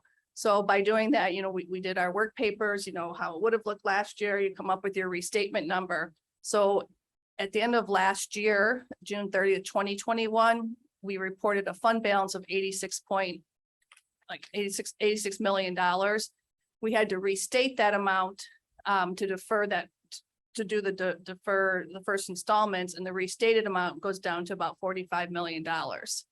And then for the net position, which is on the full accrual, started with about 153 million. That same amount is your restatement amount to restate the beginning fund balances. But this is only done when you change the accounting principle. There will be no restatement, because now you're following that methodology moving forward. So then, just sort of some general parts of the annual comprehensive financial report. As in the past, it is divided into the three sections: introductory, the financial section, and the statistical section. The introductory section contains the items that are listed up here on the slide. One of the items I want to point out is the last one, the certificate of achievement from the Government Finance, I spelled that wrong, Officers Association. If you look in the report this year, it does have the FY 2020 certificate in there, because at the time when we were releasing the report, GFOA had not finished the reviews, and you still don't have it. They are behind on their reviews, and so they told us just to leave the one from the prior year in there. So if you do look in there, it is the most up-to-date one that the district has received. The ASBO International, it does have the certificate in there from the prior year. So in the financial section, then, these are the different parts of the financial section, the independent auditors report, and we'll look at a few items in there briefly in a moment. Then there's a management discussion and analysis that starts on page 6. I always tell boards and finance committees that if you don't want to read this huge document, but you do want an overview of what's in the financial statements, the MD&A is a great place. There's financial highlights. There's a description of the different types of statements within the document. There's some condensed financial statements. And then there's also a section that describes information that could have a financial impact on the district in the future. The remaining sections of the report, as you'll see up here, have some multi-year pension disclosure information and budgetary schedules. And when I was reading this again today, you do not have any bond payable schedules that I have listed there, so that was my error. So I apologize. The independent auditors report. So for any of you that go back and look at last year's and try to compare the opinions, they are different this year. The standards required some changes to the FY22 independent auditors report. Supposedly it was to add transparency as the standards and GASB always tries to do. One of the main changes you will see is that the opinion that we put on the financial statements is at the beginning of the report rather than at the end. And again, this year we did issue an unmodified clean opinion, which is the highest level of assurance that we can give as auditors. You will also see in the opinion this year that there's an emphasis of a matter paragraph, and that just has to do with the district electing to change their revenue recognition policy for property taxes. And in our opinion is not modified with the respect to this change, and it will state that right in the opinion. I'm not really going to spend a lot of time on here. These are just, we talk about government-wide and fund financial statements a lot of time, the different basic financial statements. This slide just sort of gives you an overview of, what the differences are between the two statements. I mean, and there's the main thing I like to point out here for those of you that work like in the corporate world, the government-wide financial statements are more similar to the private sector business. The main difference between them is you'll see all the debt and the capital assets on the government-wide statements that you will not see on the fund financial statements, which are more similar to a format of your monthly financial reporting. And then the final section of the report is the statistical section. These typically have a lot of 10-year schedules on the different items listed here, the financial trends, revenue capacity, debt capacity, demographic and economic information, and operating information. And like I said, most of it is shows 10 years of information. And then to finish up here, so our required communication to the board letter, that is the letter that was also issued and addressed to the board. The letter will just state that we've done our audit in accordance with government auditing standards and uniform guidance. There's a whole section too on any GASB pronouncements that were implemented during the year. We've already talked about the leases. And then the other GASB statements that were effective for this year did not have any significant impact on the district. Within the letter, we also list all the other GASB statements that will be effective in coming years. Many of them will not have any, won't be applicable to the district, but we leave them all listed. I found another one. So GASB 96, that actually requires implementation in fiscal year 23. This standard is similar to the lease standard and sort of follows the same, but it has to do with subscription-based information technology arrangements. So we are currently working on our firm's internal methodology to roll out to our clients to get that started. Management was prepared for us when we were there. I want to thank Dan and his entire staff for their assistance during the audit. Dan puts the fund in fund accounting. Don't forget. I like that. We had no significant adjusting entries, no uncorrected misstatements. Management then did provide us our representation letter when we issued the report, and all the required filings have been done with the respective agencies. And as I said before, we did not issue a control deficiency letter, but we did include our one management advice within the required communication to the board letter, just in regard to technology and data security risk. This is just a comment that we put in all of our clients' letters. It has nothing to say that there's anything wrong with your technology or data security. It's just a reminder, technology is changing all the time, and just that you're always aware. And that was in the report last year. Yes, we've been putting this in their reports probably for the last 3 or 4 years. Okay. And we put it in all of our clients' reports because we just feel it's an important topic to stay on top of. And then I think we've already covered this, that we did not issue a control deficiency letter for FY22. We just had our one management advice that we just talked about. And then lastly, this is my contact information. If you should ever have any questions, you can reach out to Dan, or like I said, there's my contact information also. Does anyone? What? Ballin, yeah.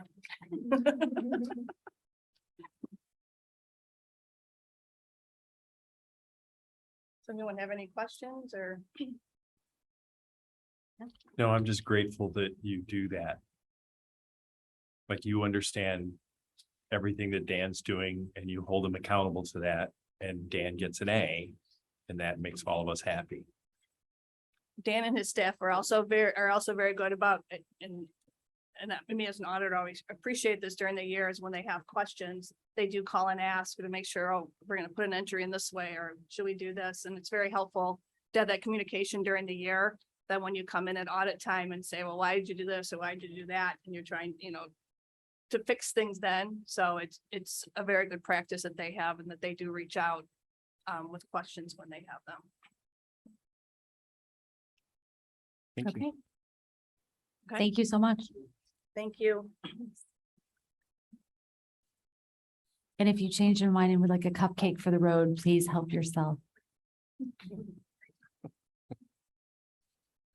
Got to move some cupcakes. Okay, Feel so certain there's somebody at home that will eat them for you. usually we can find a way to get rid of them. Dan, did you want to mention anything about the second document, the 2022 ACFR? Or was that presentation? No, just, summary. I just think the board approved that at our previous month's meeting. I was just included that as a reference of more for convenience related to the presentation, if you had questions, just for quick reference. And then the letters she mentioned, I'll check to make sure you guys got that. They don't send them in paper anymore. So if we didn't give that to you yet, I'll make sure that's emailed to you guys as Okay. well. Well, I appreciate you including that PDF along with Miller Cooper's audit presentation, because it's great for us to be able to reference that. And it's also great, I think, for the public who might have missed that presentation to have it right there. So thank you.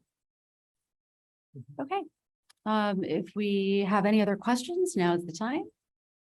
Seeing none, moving along to the insurance preliminary renewal. All right, so this is not great news. So as a reminder, we are part of the Northern Illinois Health Insurance Program. It's a cooperative of 35 or 36 school districts in the kind of Chicago suburb area, usually northern suburbs. And so we're a self-funded pool. So that basically means any money left over after we pay out claims stays within the pool. So it doesn't go to another company's bottom line. It stays with the districts, which we fully believe in this model and thinks this is the best. A pooling model is the best model for school districts. However, claims have been abysmal. There have been a lot of claims, particularly since kind of coming back out of COVID, delayed procedures, and just a lot of claims. And so because it's a self-funded pool, when you have a lot of claims, that means the premiums that you're paying into need to keep up. The money that is going in needs to keep up with the money that is going out. And NIHIP as a whole is had some pretty bad loss ratios. And District 128's particular numbers, even in the pool, are worse. So I gave an attachment for you. I tried to keep it as simple as I can. There's a million pages with information. However, if you look at the attachment that I gave you, what is important to reference is there's columns E, F, and G, which are the loss ratio summaries. So anything over 100 is not ideal. Our target that tries to happen for the pool is to hit 100. We want to collect a certain amount of premium and we want to pay that exactly out. We don't want, it's not a way to make money or anything like that. It's 100 is the goal. So if it comes in under than 100, that's not, you might think that's good. We actually don't like that. We want it to be exact as we can. So if you look at the total bottom line so the PPO is there with the two different models we have, or the two different major plan structures, is the PPO versus an HMO. If you look down, the total line at the bottom there, which would show 108% for the PPO and 103% for the HMO, that's NIHIP overall. Over 100 means not good. All right? District Over 100 means 120, You've paid more claims than money you've taken in. yes.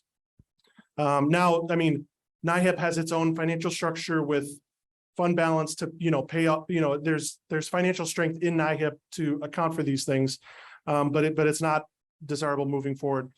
You couldn't keep a 108% loss ratio forever. That'll eventually cause problems. Just like we couldn't spend 108% of our revenues every year, that would cause a problem, right? So, but even in that, District 128's particular loss ratios are even worse than the pool. So you have a complicating factor of not only is the pool not doing well in claims, and this is not unique. I want to be very clear. This is not unique to NIHIP. Blue Cross Blue Shield, which administers our plan, said this is what they're seeing out there. And this is not even really due to inflation yet, because contracts with providers are usually multi-year, and those haven't really cycled through yet. So this is just truly a ton of claims. We've had bad loss ratios. And so NIHIP calculates based on their methodologies, and our insurance renewal, preliminary renewal. So this is preliminary, and usually there's a final one, and usually the final, it goes down a little bit to the final, but it's not going to go down by a lot. Our PPO renewal is at 17%. Our HMO renewal is at 11.8. Dental is doing okay. That's at 2%. But the total average impact is about 15%. Just to give you a scale, that's about $1 million. So let me say it another way. To get nothing different next year, to have the same insurance we have, will cost about $1 million more.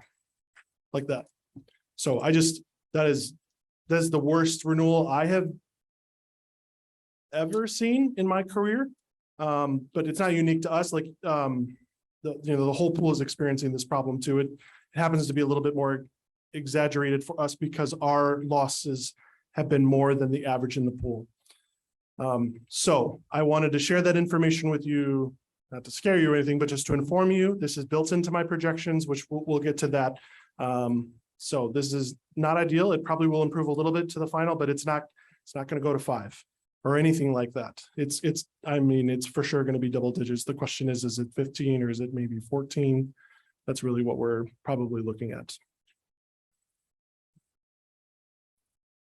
Okay, and you'll talk more about that when you talk about our projections? Yeah, I'll show you what I have built in for our projections for this. Okay. Do we absorb those costs, or does some of that get passed on to the insurance? It depends on the category of employees. So teachers pay 90%, or teachers pay 10% of single coverage, and they pay 30% of the difference between single and family coverage. So say it another way, the district pays 90% of single and 70% of family. That's probably more common the way people say it. For ESP, district pays 100% of single, 60% of family. And for administrators, depending on if you're a 12-month or if you're if you're a 12-month, they would pay for all of your insurance premium. And if you are a 10-month, it is the same as the teachers. So it depends, but our largest group of category teachers, all else being equal, this would be a 15% increase to what they're paying as well. And to ESP who have family coverage. ESP who have single coverage don't contribute to the single portion, but they would experience an increase if they had the family. So again, all else being equal, everybody's incurring more. Okay. But the district absorbs most of that cost. The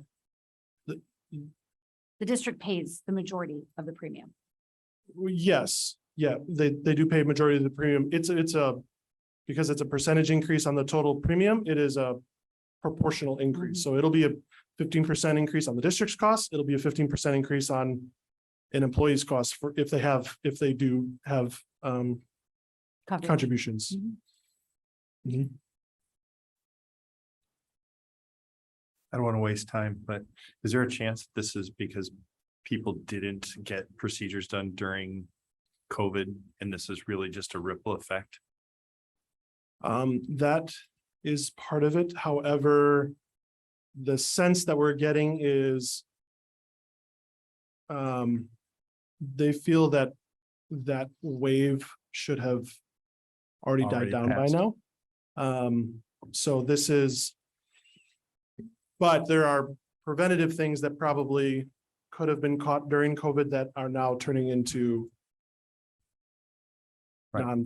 whatever, I don't know what the right word is, but yeah, so there's a number of things going on that NIHIP as a whole is trying to kind of evaluate and look at and give district options to increase their flexibility to mitigate some of this, but there's no silver bullet. There's no magic wand that will fix this. So it's claims. There's a lot of claims. A lot of people going to the doctor, prescriptions, those kinds of things. Okay. The best case we can do is try to help everybody be healthier. That'll be huge. Well, I personally would be interested in potentially seeing, I don't even know how, if this violates some type of HIPAA situation or what, but I think you just made a really good point. Can we do more to ensure that our D128 community is healthful and healthy? And, I just think about more generally, this country is facing a major mental health crisis, right? And I'm sure we're seeing that kind of everywhere, right? And I wonder if a lot of these claims have perhaps to do with that. I don't know where we get these details or if those details are at all available for us to kind of see where these claims are kind of heavily, gathering. But if there is anything that we can do at a district level to offer some type of, like you just said, preventative measure that would address getting our people kind of what they need. I don't know, kind Yeah, of just.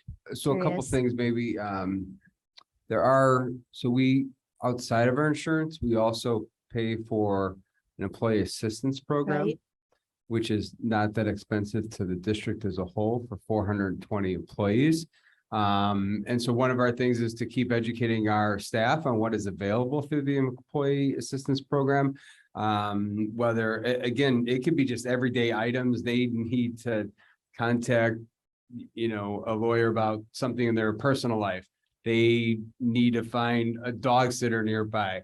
But then with the mental health piece, the employee assistance program, what their goal is to try to help our employees without having them then go into their insurance and pay for it. Right. So they'll try to, there's so many free visits that they get with our EAP.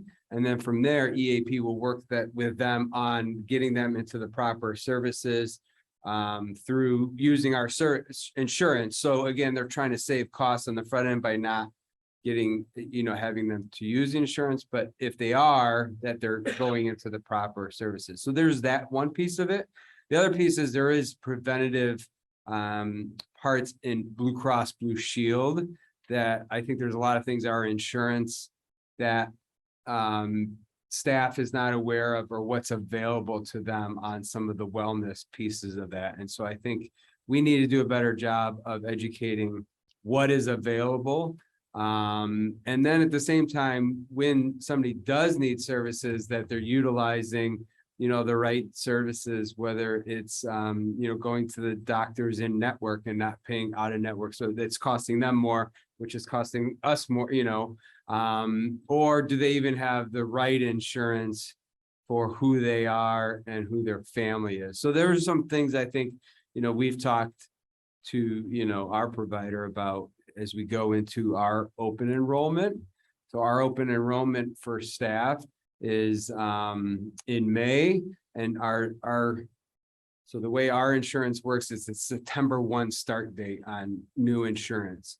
So in May, you're allowed to go in and change your insurance type without having, you didn't have a baby, you didn't get married or so forth. So no life-changing event. And so at that point, I think we want to do some education. Are people in the right plan?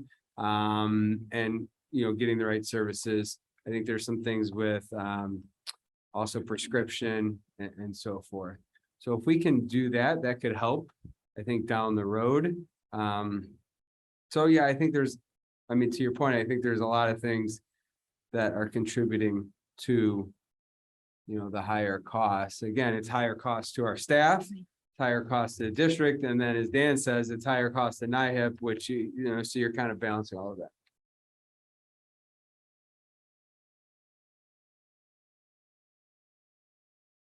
Okay, any other questions about the projected renewal of our health insurance? Okay.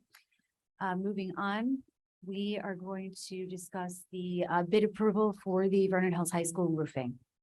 Mark. Thank you. Dan provided us with a little background of we had 7 contractors come to a pre-bid meeting. Surprisingly, we only had 2 bids. But the great thing that came up is they were right there with our estimated cost. So a little bit was over, the other one was lower, so. A1 was vested by our consultant, and they didn't attach a letter as part of their package, saying that they honored their bid.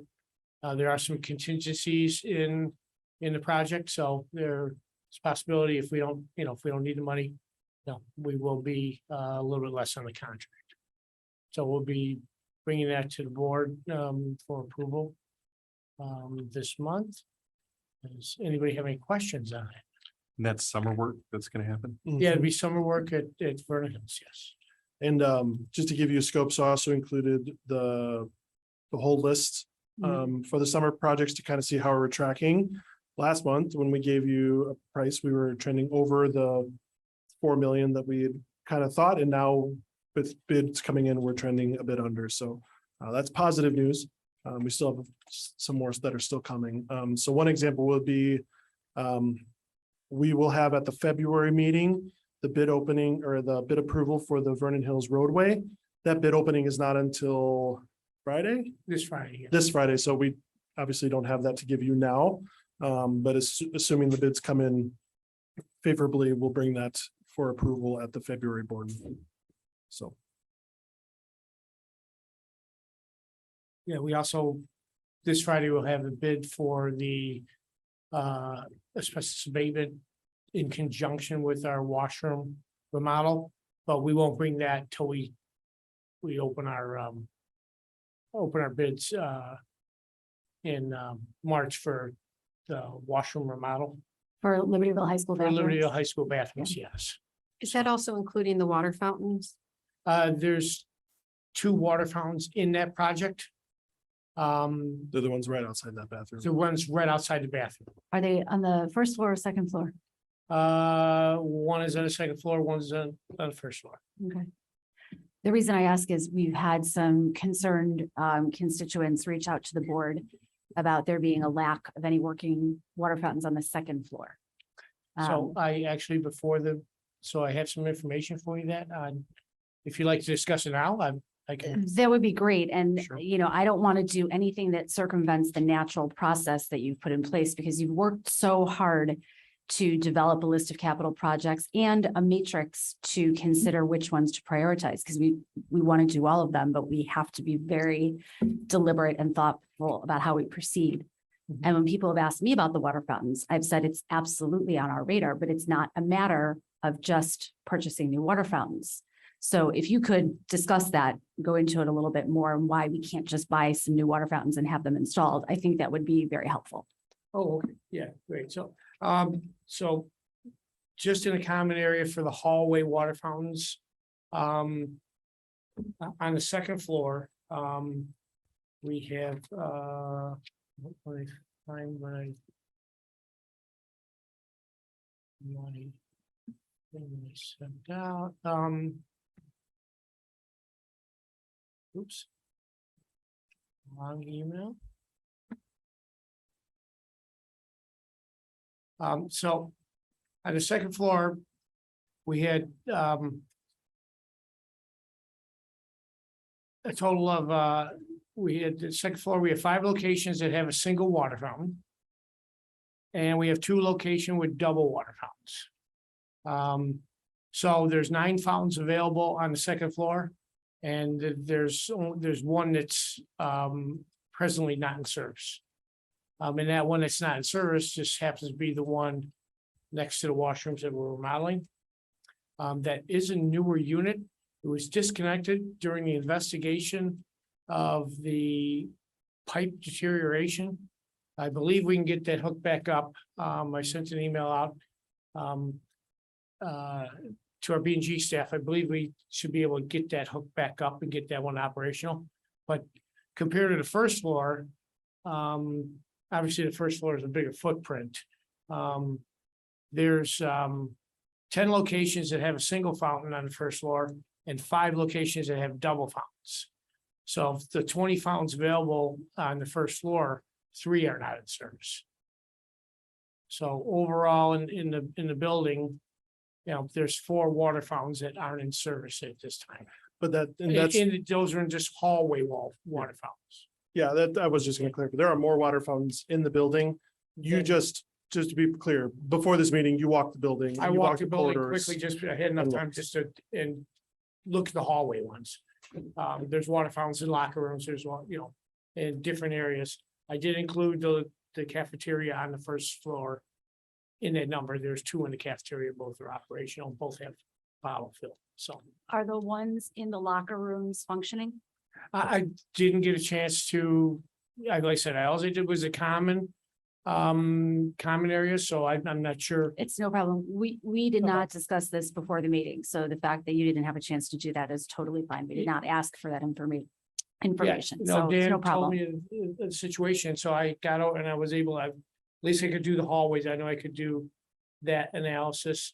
Actually, unfortunately, I've been working with the person about the whole inventory and everything, and the person is no longer with us. At Libertyville High School.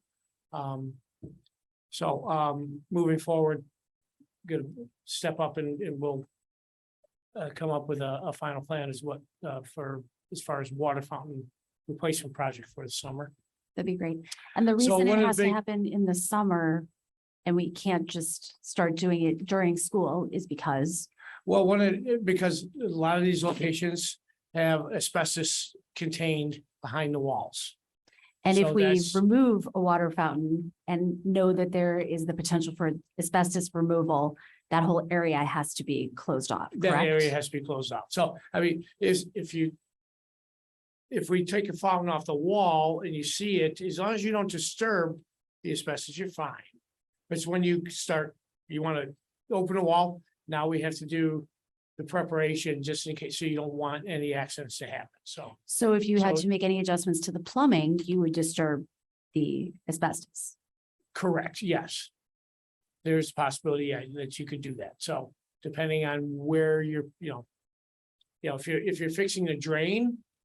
It's what the water lines are the ones that have the pipe insulation on. So that's where we have to be very careful of causing any damage to that. Okay. And just to the bigger picture, we do have in our summer capital list was 150,000 to start replacing the fountains. We thought, we don't really know exactly how much they're gonna cost. We thought maybe we would get 6, but if you can get more, we want to do more.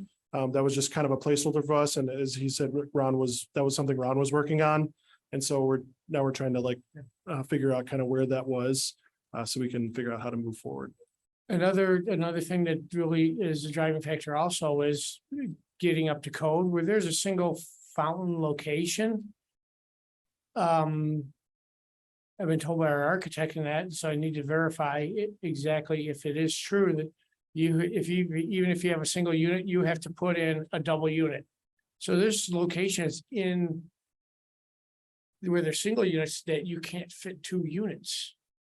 So I'll try to get a decision if we can replace for like or replace in handicap only with a bottle fill. So I'm trying to get answers as to Right. So if how it we was, can move forward. if it was a those- single, but it was accessible, then it would fulfill the requirement perhaps.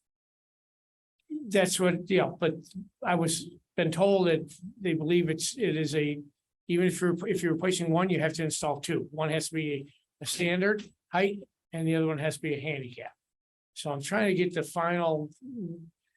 It's very vague in the Illinois code as to what exactly we are. Of course, and if we're gonna has to do be- it, and we have hasn't to been- be that hasn't sure. been updated in years, the Illinois plumbing code. Right, but we have to be sure that We whatever. have to be sure what we're invest in doing. is We don't ADA want to compliant. invest in, just go put a water fountain in, and then they come and say, no, you had to put in two. And then we're back, to square one. We spent all the money to put in one, and now we have to put a W in it, so. Mhm. So there's many contributing factors. I mean, we have water fountains, we have original porcelain ones. A couple in the hallway, I could see one when a locker room door was open, but then we have ones that look like they're mechanical, but they're not chilled water. But they look like they would be, but they're not, so there's quite a variety that we have around the building. So, Right. and, it's not an easy process because to replace them, being a licensed plumber. You have to have, there's certain codes that we have to follow. So. I said it's not just a simple. Go take one off, but if it was that simple, we would already have done it. Thank you for that explanation. Before we move on, any other questions for Mark? Okay. Then we will discuss the Vernon Hills. Thank you, Mark. You're The Vernon Hills High School yearbook agreement. Yeah, this is similar to what we had for LHS last year, now Vernon Hills for a 5-year agreement for their yearbook publishing. The district doesn't expend any money from this, however, because it's a sizable contract. And it comes from our students ultimately and our parents. We wanted to bring that before the board for transparency in the process. And we did the same thing for the LHS one, so. Great. Any questions? Okay. Moving right along, the 10-year life safety survey for Vernon Hills High School.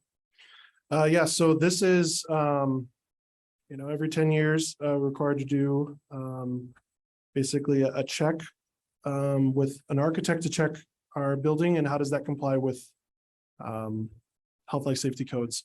And so they will investigate the building, they will put together a list of violations, and they will put together remedies, to resolve those. And so the process with that is they'll put then an estimated cost.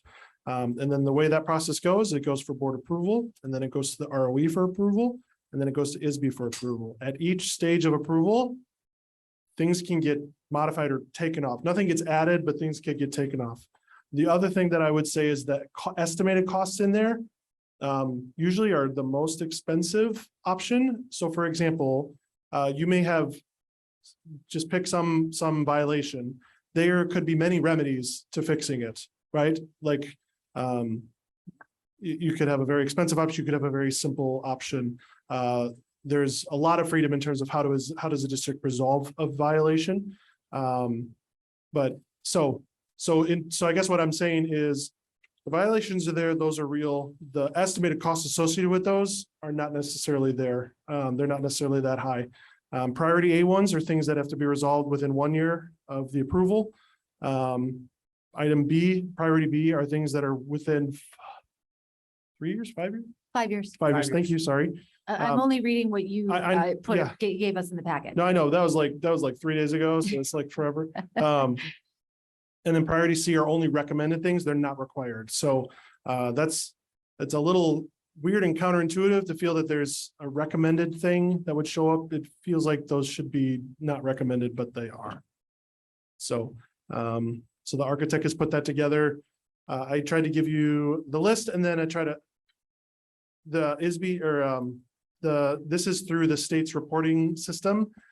They have a bug in there that doesn't really show you totals very well. And so I asked our architect for a spreadsheet to be able to kind of give you a sense to see the totals. That's what that second attachment is. And that's why it looks a little weird, is because it's really meant to be just a summary of the different categories and the prices associated with those estimated costs that are very likely to change by the time we get final approval from ISB. Okay. So this Excuse me. fulfills a state requirement. Can you Yes. talk a little bit about how this works with our capital projects plan? There are things that are one and the same, and there are things that are gonna be different. So there are likely things on this list that are already in our plan.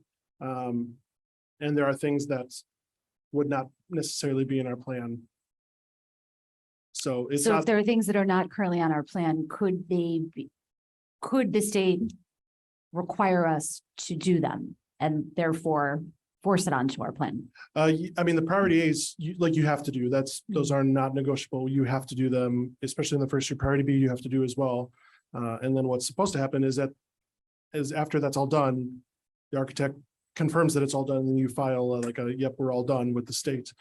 So those things are gonna have to be done.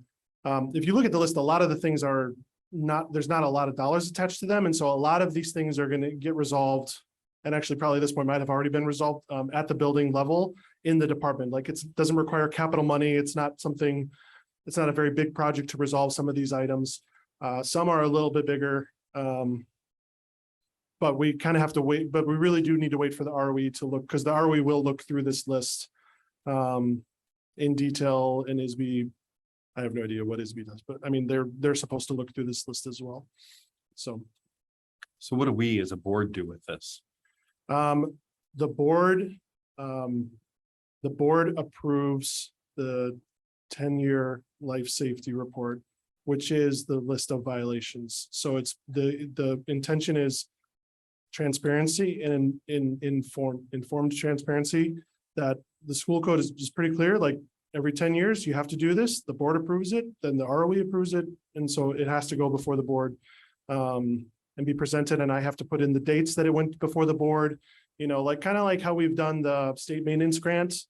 Although it's a little different, I've got to put in the date the board approved it. Like we've just got to do that for a lot of different state reporting things we do. And so, does that answer your question? I don't know. Okay. I mean, it puts us, we are acknowledging that we recognize A's Right. need to be done for years. So is this a document that we want to revisit on our committee days just to check? And I mean, I think now we're obligated to make sure that A's are done within a year and at least some kind of an update of what has been done. Oh, yeah, for sure. And even forgive me, sorry, I lost my train of thought.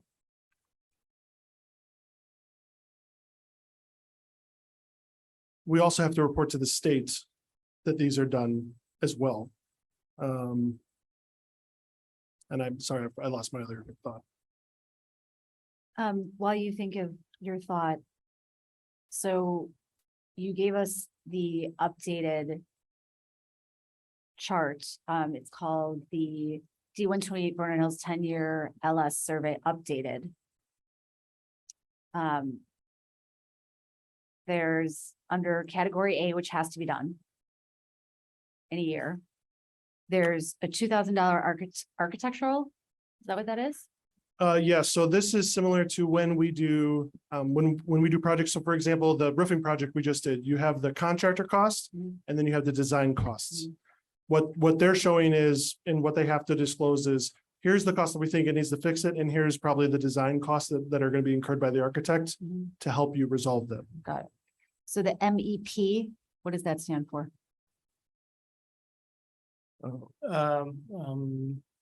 That's for your consultants, your mechanical engineers, Ah, and plumbing engineers.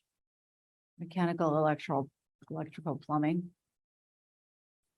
Do you see the document Mechanical, I'm referring electrical, to? plumbing, yes. Okay, So these are values that are, I mean, I know these are estimates, but these are in addition to what they consider the estimate on the spreadsheet. the No, this violation is supposed to be a spreadsheet. summary of the numbers on the spreadsheet. Okay. So that was, I was saying, ISB doesn't have a really good way to summarize this data, like the bug is, like, they have a field, but it's all zeros, which Okay. is obviously not right. so I guess my question is, so they provided us with category A, B, and C as summary. So the Yes. summary of category A, which has to be done in a year, is the estimate is $305,300. Of that $305,300, how much of that is already part of our capital plan? I couldn't answer that right now for you. I don't know, if Mark, and I'll give them a chance to, but also that 300,000, that's each of those items, and that's based on a particular remedy that's listed. We may not elect to do that. see. It's So a pricey of a remedy, for remedy. There example, may be, could be replace it. And yeah, repairing so it could potentially be, I'll give you one remedy. example. This, where is the thing? Where's the thing with the railing? Oh, here. So if you look, it's like item 6 on the roof. There's a thing about condensing units on a roof edge with something like that. Too close to the roof edge. Too close to the Or roof fall. edge. So it's too close. You want people to be safe. So they're saying, move the condenser unit, right? Which is the $24,000 option, or put a railing up. Or Right, put a the- harness bracket on the wall that you can connect to. Yeah, so like, so it, Let's do that. well, so yeah, I mean, this is honestly like, we try to be very careful about like getting into what this is what the architect is saying. So after we get especially approval back from ISB, then Mhm. talking about like, okay, okay, how do we actually go through remedy? And one thing we can absolutely do is kind of document and show you the remedies that we actually are doing that are compliant with this. okay, Does that make sense? for sure. So at what point did we not, like, did our architects fail or did they change a code or something? It's all due to code change. Okay, There was, in the last life safety, you'll notice handrails around the second floor and in the pool. That there's a top of the handrail, then there's another piece on top of it. right. They were actually short. So when they did the life safety, was shorter than what was code. They had to add height to the handrails. I wondered about that. Somebody go over the edge. Hmm. I don't know if that was from the build out or that was from a code change, but. Huh. That's an example of something that has gone along. This one about the tie off because it's within 10 feet of the edge of the roof. Yeah, it's 6 inches difference. It's just under, but now code change for roofers, you have to be strapped whenever you're working in proximity to the edge of the roof, depending how close it is. So with that 10-foot margin, that puts you inside, that space. Sure. Anybody working on a roof that you need to be tied off, so you don't slip fall. Because, our walls are, parapet walls are only a foot high, Okay. so that you makes could sense. fall over. and- Sure. So is there any, if you had to guess the time frame of when we're gonna hear back of which items we have to do so that we can decide how we're going to do them? I mean, I would guess a couple Yeah, I've weeks. month? Or, been in this business for 29 years. And this is the first time for wherever I've worked that I've actually had to been part of the submittal of one. I've always been in the middle of one or whatever, but first time for submittal, so. Okay, I have not found ROE or ISB to be slow to process these, Okay. like, it's health, life, safety, like, Yeah. there's very Sure. few things that are more important than these. and due to the small amount of some of these, we'll never see them again. I mean, we would want to report back to be clear about what was done, Yeah. but a lot of these things are very small in nature. And so, but And could potentially be done by the time you report back to us. they're probably could done be, now, like. Yeah. Because there's a delay between when the architect walks and then they review, and then you get a document and then you clarify, and then you get this, so. Yeah. So if you look at the estimated completion column, you'll see dates 2020. There's dates out there, depending on, where they are in there. Those are all gonna be generated by the system. Once it is accepted. What system? Is the ISB's, this is I out of, was- all the dates are gonna be updated based on when this gets approved. When it gets Gotcha. approved, so it'll take the category and it'll give us a date when it's approved of when we're supposed to have it completed by. And So when I- will LHS complete this process? Or submit this same analysis? We start LHSs this year. Okay. So, I'm sorry, go ahead. to Someone. submit that. So I couldn't interpret like the first line where you were going, Mark, with some of these have like a past completion date. but if it was already done, then why is it still coming up as a violation? Because at the time of the architect's review, it was a violation, so that needs to get documented. And then run through all the proper channels. So I think it. Well, we did update. And that's where we didn't realize that it was sent to the state that it was never put through because we didn't do the right process. So there were a lot of things that were, or we had already completed when they started the study. And then with COVID and everything, we were in the building, like, okay, take this list, start getting things done. So there are items that you don't see that we already did that were part of the study. So that we took off. So we went line by line and went through all these. So the architect had, okay, we hadn't done this one from the original list you gave us. So this is what was outstanding prior to when we submitted. I'm not sure how many months ago we sent it downstate, but So then we how said we long, needed a board approval as part of this process.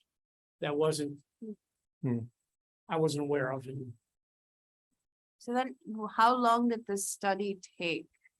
If you're saying that at the time the survey was done. The In one when- 2019, I think it was about 3.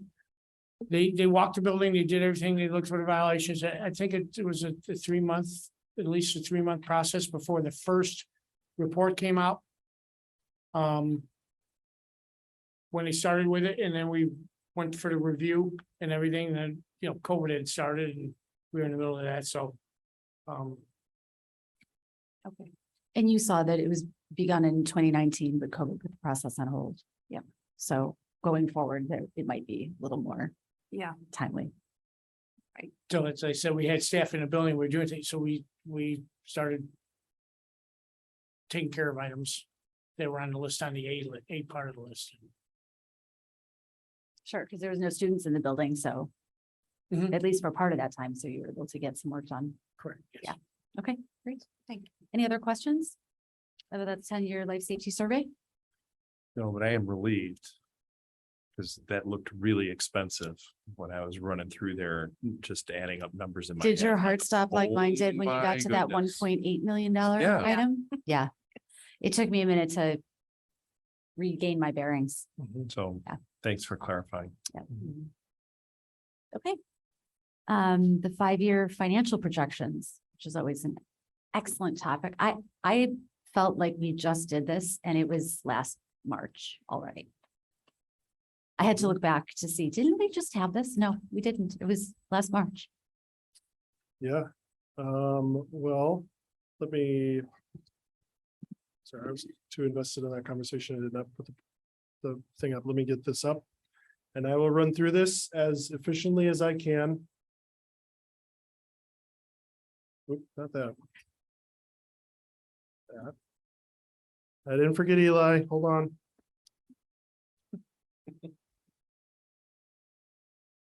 Does anybody need a bio break? Okay, just checking. We good? We're good. Okay, so what I'm not gonna do is explain why we do this, so just assume you remember why we do this, and next year I'll go back again into why do we do this. But one thing I did want to review is to remind you of some of the key points from last year's projections, because I think there's a cool story here. When we were talking last year, this was the projections that we had based on the change in accounting that we had talked about, okay? So we thought there would be a deficit this year for fiscal 23, that's this year. That did happen. It was a little worse than what was projected, but very, very good reason for that. The COLA payment really is the material difference there. And then the idea that it would be a 1-year thing and that you'd see that trend. So you're gonna see something relatively similar. So meaning like, it seems like the trajectory of our projections were, in my opinion, pretty accurate, given the conditions we had. The second thing was, we had 3 recommendations, or I had 3 recommendations that I thought were worth pursuing with the district. One was to develop and adopt a fund balance policy. The second was consider fully deferring the property tax, and the third was incorporated long-term capital planning. I'm not sure why that looks like that. But the board did. You guys, we have a fund balance policy, which is very exciting to me. We've fully deferred the property taxes, which I think by far is a more accurate picture of our district's finances. It is more accurate in terms of reporting our fund balances. I think that was the right decision. And the long-term capital planning is in process. We are working through that, and I'll have something for you, I believe, next month on that. So that's encouraging. That's encouraging. So that was last year. I'll get into this year. So there's really three components. We'll look at historical analysis. So where we've been. So we look back the last 5 years. We'll talk about where we are and then where we head for the next 5 fiscal years. Three things that I mean, I look at a lot of things, but on a big picture level, there's three things that I look at that I will highlight for you. What is the annual surplus? Meaning each year, what's the revenues versus expenditures? What is the trend of fund balance? What is that looking like it's going to happen? And then any difference in terms of the revenue trends versus the expenditure trends. So I'll show you through that. So with that, this is our history. This is the last 5 years. The fiscal 22, that's the one that Betsy just reported on. So that's that data in there. That was the 864,000 deficit last year. That truly is because of the change in the property tax reporting, essentially starting last year and then moving forward. And then the fiscal year 23, that is our budget, 1.9 million. And I've given you kind of a mid-year review in terms of where I see that heading or where that finally will land. And so to give you a bit of a sense of a history, so for the last couple of years, one of the things I look at is not only just the surplus, but also the trend in revenues versus expenditures. So the idea is if the trend of expenditures percentage increases is outpacing the increase in your revenues, you will eventually run into a problem. It's inevitable mathematically.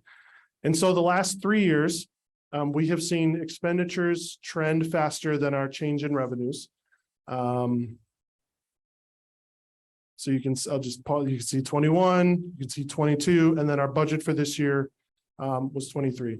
And again, last year was largely related to the revenue change relative to our property taxes. And the other reason, if you recall, 22 was our return to normal, right? So that was why there was such a big change going back there. So if I showed you 20, you would see a difference there because there was a definite difference in terms of going through the pandemic. A big factor that impacts in financial projections is enrollment. The students that are going to, yes. One question back there is the inflation gonna catch up with us like a year out? Because I know it's like, we don't see the inflation as it's happening out there. Is that factored in or will that catch up with us? I would say on an expenditure side, when we're talking about supplies and everything, we deal with inflation as it happens. Like we have to pay more for things as it happens right now. For other things like contracts, those sometimes are a bit delayed depending on contract negotiations, how long contracts are in there and what the terms of those contracts are. But the revenue to help offset those increases is absolutely delayed. So for example, the inflation, not that just came out a month ago, but a year ago, that was December of 21 versus December of 20 was 7%. That is the levy that the board approved back in this last fall. That's capped at 5%. We will start receiving that money in May and June of this year. So you're talking, and remember that the inflation that's reported, that's the change over the last year. So we've already experienced that 7% change a year and a half ago, right? And so like this is playing catch up a bit. So this would play into that a little bit, right? Costs, you're experiencing increased costs already. The revenues to offset that are delayed based on the property tax cycle. Does that answer your question? Yes. All right. So this is enrollment projections. I I've shared this, I believe did I share, I think we did this at the January meeting to show, but, and by the way, the bottom's not zero, it's like, it's 2,500, so don't, it's not terribly as extreme as it maybe looks. But the idea is to show differentiation between the three metals. So Casarda A, B, and C. Casarda A is Casarda's lowest projected, B is most likely, C is the highest projected. And then green is our actual, because we only do Casarda once every 5-10 years. Those numbers are kind of fixed. And so I'll update based on actual enrollments that come, and then how does that change the projection? So we are trending somewhere between A and B, which is essentially showing about on average a 2.5% or about on average a 2-ish% increase on average, to about 2.5 increase, about a 2.5% decrease on average over the next 5 years.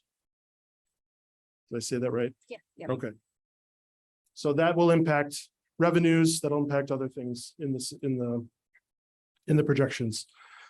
So for revenues, just a snapshot of our revenue picture, 88% of our revenues come from property taxes. That's very similar. We get some money from the state, some money from the federal government, and then other local, that's largely going to be student fees and interest income. So now what I'm going to try to show you is the assumption numbers in the projections that have the biggest impact. There's a million assumptions in there. We don't have time to go through all of them, but the biggest ones that make the most material impact is what is CPI. So 2022, we already know that that's the levy that's already done. The 23 CPI I have in there. So CPI was announced at 6.5% for December 21 to December 22. So that we found out about a month ago. That will also be capped at 5%. So that has the 5% in there. And then what I have going forward is 2%. The reason why I have 2% is kind of hopeful that things maybe will turn to normal. May not actually happen. However, we have a lot of expenditures that are tied to CPI. So meaning, if I change this to 3%, I'd have to change an expenditure to 3% as well. Does that make sense? So the CPI is important and matters, but it's largely tied to expenditures already. So that as CPI will go up, expenditures will go up. As CPI goes down, some expenditures go down. The next one is new growth. So we have the 2021 new property, that is the TIF coming off that we've already, I'm not going to talk about the TIF anymore. That's done and sailed, but that's in there. And then going forward is more of kind of a normal level of new property for us to be somewhere between 13 and 10 million. So I'm a little more conservative about the 10 million going forward. But that's not going to have a big impact on our total revenue numbers. CVPRT, as I went through in our mid-year review, is a big question mark. As you can, if you can't see terribly close there, but fiscal year 20, so fiscal year 22, we got 2.6 million. Over twice what we have ever received in the history of this district. Big question at that time was like, was that a one-time thing? Like, was that just a bunch of companies got PPE loans and then that was taxable by the state and now that's over with and it's going to drop back down to normal? We didn't know. I did not feel comfortable budgeting that much money in it. So I budgeted 1.6, which already would have been the second most we've ever received. Well, as we reviewed last month, we're going to get 2.8 million this year. So now what happens? Have we set a new floor now? Is it going to be 2 million forever? Or does it come back down? I think the honest answer is I don't think anybody knows. I can't find a credible source that really knows. However, the best sense that I have is that, okay, let's say for the future, it's not quite as high, but it stays high for a bit and it kind of drops by about 500,000 a year back to eventually the levels that we've had for a very long time, which is closer to the $1 million level. So that's an important number. If by this time next year I get better information, maybe that number goes up. But right now, I don't think it's wise to count on those numbers, which when we get to the final picture, that's a contextual. I'm going to bring that back up when we look at the final numbers. Okay. Interest income is also something that is extremely volatile. You see the interest income that we received before the pandemic. You have the years during the pandemic that rates were terribly low. And now in 2024 or 2023, excuse me, I've got 622,000. We're going to get I don't remember the number. I can't remember that off the top of my head. Well over 1 million. I don't know if I said 1.6 or 1.2 million last time. But the idea is that going to continue or not? I don't know. I'm assuming it definitely goes up, but back up to a normal level. I'm not predicting right now that we're going to be at 2 million going forward for interest income, but that's largely going to be due to rates. And whether rates stay high, do they keep going up? It's hard to imagine rates keep going up because they're already extremely high. So that's another big thing that we don't know. And the problem is these things aren't going to be small swings. Like these are going to be $500,000 swings either way. I'm trying to do what I think is, as best as I can tell, something that's realistic. So that's one thing that you'll see throughout my projection. I'm trying to get more to what I think is actually going to happen, without counting on something that we don't really know for sure. But I want you to know when we're counting on it and when we're not. Okay. And then for other revenues, I'm assuming a 2% decrease because of a decrease in enrollment. So there are going to be less students. So that means there's going to be less fees for those students, all else being equal. Does that make sense? State transportation. Transportation is a year in arrears. It reimburses you for your cost last year. So if you remember, for us, so the money we're getting this year is based on our costs last year. Last year was our return to normal, but even the return to normal wasn't totally normal yet. This year is for sure a more normal year. And so we will get reimbursed more next year. So that's what I built in. So you're going to see a pretty sizable increase in state revenue next year. And then it's not going to go up much in the projections. That's why. It's because of this arrears of, I'm sorry, Don, I don't mean to keep looking at you, but you're just like kind of right center. I'm going to cycle through. It's gonna adjust because of the year in arrears. And then what I have in the projection is that any remaining COVID relief funding is now gone. We just had a little bit left. We also had IDEA ARP money. I'm assuming that that's just all gone, and the expenditures associated with those are also gone. And then everything else I'm holding it flat. So other federal money flat, and you'll see that in there. All right, any questions on revenues? Okay, expenditures. Here's a picture of our expenditures. So if you count salaries and benefits, you're talking 72% of the money that we spend every year are the people that are here. Purchase services are at 12. The largest purchase services we have is going to be transportation. But again, that's still more people that are driving buses for our students. They're just not our employees. They're somebody else's employees, but they're also people. And B&G, those are people as well that we contract with for Aramark to perform those services. So relatively easy to say 3/4 of our money is spent on the people that are in our buildings, working with our students, serving our students. So with that, one of the most important drivers is how many people are there going to be changing relatively. Are there going to be more people? Are there going to be less people? What I have here in admin is what we have talked about in the strategic plan. That's adding the director of career and college and career readiness. That one and the half, put in as a half because I don't really know how to work out the EL. And then this is based on 2026, maybe that EL moves to full. So I don't know. So I guess what I should have said is I have pretty much everything in here from the strategic plan budget summary that's included in here. The ESP, the 2024, that is the transition pathways admin assistant that we just talked about tonight. That's in here. I can't change fiscal year 23, but I'm adding it in for 24. And then if you notice, teachers are at 0. We are heading into a period of decreasing enrollment. It stands to reason that you may assume that teachers may decrease, and that very well may happen. But there are also programmatic. There are things happening in our district and in our states that are pushing down the number of teachers that we would require. There are also other things happening that are pushing up. So for example, the change in optimums that we're going to be implementing this time, that is a factor that would increase our staffing based on the best thoughts that we had at the time. Don't know exactly how much that's going to be, but What I'm not gonna assume and I'm not gonna bank on is that it goes down, right? But a different person could have a different assumption there. But I'm trying to project realistically what I think is going to happen. So, so that's what I have for the change in the FTE. Then salary. So this is, so really 24 and 25 are essentially baked in for sure for teachers because the contract runs another 2 years. Admin and ESP are already locked in for 24. Admin and ASP for 25 and beyond have not been approved yet, but basing on the same methodology, it would work out that way. And so what this essentially shows, I want to be clear what this shows. This is really the average raise for the existing employees that are here.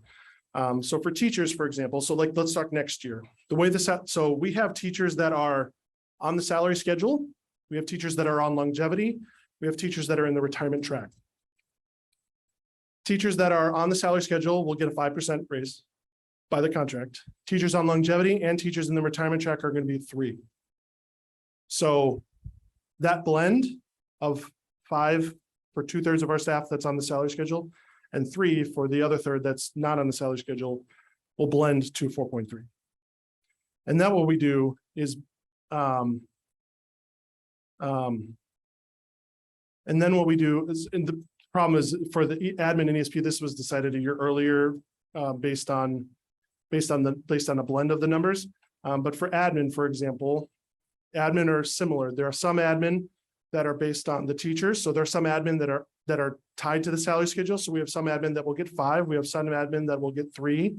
We have some admin that will get 4 based on the contracts that are already in place. The average of all of them are 3. That one's a little lower. And the only reason for that is we have a number of administrators that are tied to the teacher salary schedule that have been here for a long time. So they're on longevity. So they're at a 3. So the average brings that down. And then ESP is at 4. That was decided a year ago.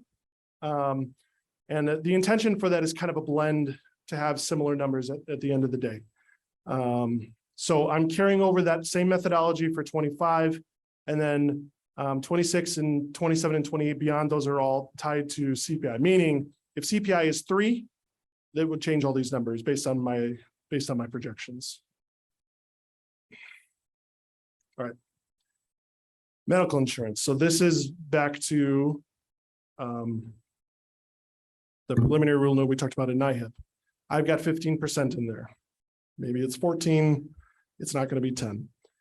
But historically, I have been very reluctant to have even 8% in there. But the last 2 years have shown me I need to be more conservative in this area in terms of like I need to pick a bigger number because we've had bad claims for a couple of years now. And so 8% is what I feel comfortable with right now. That may not actually happen. I think the hope is that these kind of level out. But for right now, that's what I have in there. So that is a big assumption that has a pretty big compounding impact 5 years from now. So I'll come back to that. And for dental has been clicking right around 2%. That I think that's pretty safe to assume that's going to stay there. All right, for the rest of that, lane changes. I thought lane changes in our previous projections, I had lane changes of 180,000. It actually is still closer to 150, 160,000. So that's what I've got put in. I've accounted for the staff, excuse me, the staff that's on the retirement tracks. So the offsetting cost between retiring staff and replacing the staff. And I don't have, there's not attrition built into any of this. Like that would show up in the FTE changes. So there's nothing hidden there that's just different. The offsetting cost between a retiring staff and a replacement. And then post-retirement benefits based on the retirees and the contract that was in place for them, like those costs are all in there. New hires for new teachers that are added, or particularly retiree replacements, I've got starting at 74, which is pretty close to the average-ish. We're usually in the range of somewhere between 70 and 75-ish on average. There are some that are lower, there's some that are higher. I'm talking about an average. So that's what I have. And for tuition reimbursement and 403B contributions, those are held at flat. Right now, those numbers are are not changing per our teacher contract for the next 2 years. And so I just have carried that number forward. It's not a super big number going forward, but I don't have better information to anticipate what that may change. Because those are negotiated. Non-salary benefits, so this is now everything else. I've got ed fund, so this is really, by fund is really more appropriate. Operations and maintenance is somewhere between 2 and 3, depending on the year and depending on what we're talking about in terms of objects. Transportation, I've got as 8. We have a renewal coming up, or an extension, sorry, coming up for Lakeside, and I'm guessing it's going to be big. So we're going to have to figure that out. And then 3% going on. However, we have other costs that may not go up quite as much, so I'm blending that together. But for the rest of them, I've got it around 2% for the rest of ed fund. Now, that's because of some things that I know that are going up more than that, and there's some things that I know that are not going up as much. And a lot of that will come down to department budgets as well, which we've set a 2% target for them. Capital projects is not included as part of this. This is about operating expenditures. And tort fund, which is our insurance for like a property casualty insurance, that's at 8. Because it was higher last year, and I'm kind of assuming that's about a $400,000 or $500,000 expenditure. So that growing at 8% isn't a terribly big impact over the long-term projections, but I've got that at 8%. And then I've added the strategic planning items. So I've added the staff that we've talked about. I've added some of the other software things that we've got in there, a lot of the big dollars. There's some dollars that are in there that are kind of already baked in, like sub costs, like we're already going to have some of those. Those are already really baked in to these numbers. So. Okay, so with all of those assumptions, here are the results. I'm gonna look at surplus fund balance trends again. So here is the projected surplus over the next 5 years. We had fiscal 23 as a deficit, as we expected to be, and fiscal year 24 is not a deficit, again, as we expected. So this accounts for everything that we've talked about, everything that I am aware of that is occurring in the district. So you will see a projected surplus for fiscal year 24, 25, starts getting smaller in 26, and then you see a deficit starting to happen in 27 and 28. Are the capital projects in these numbers?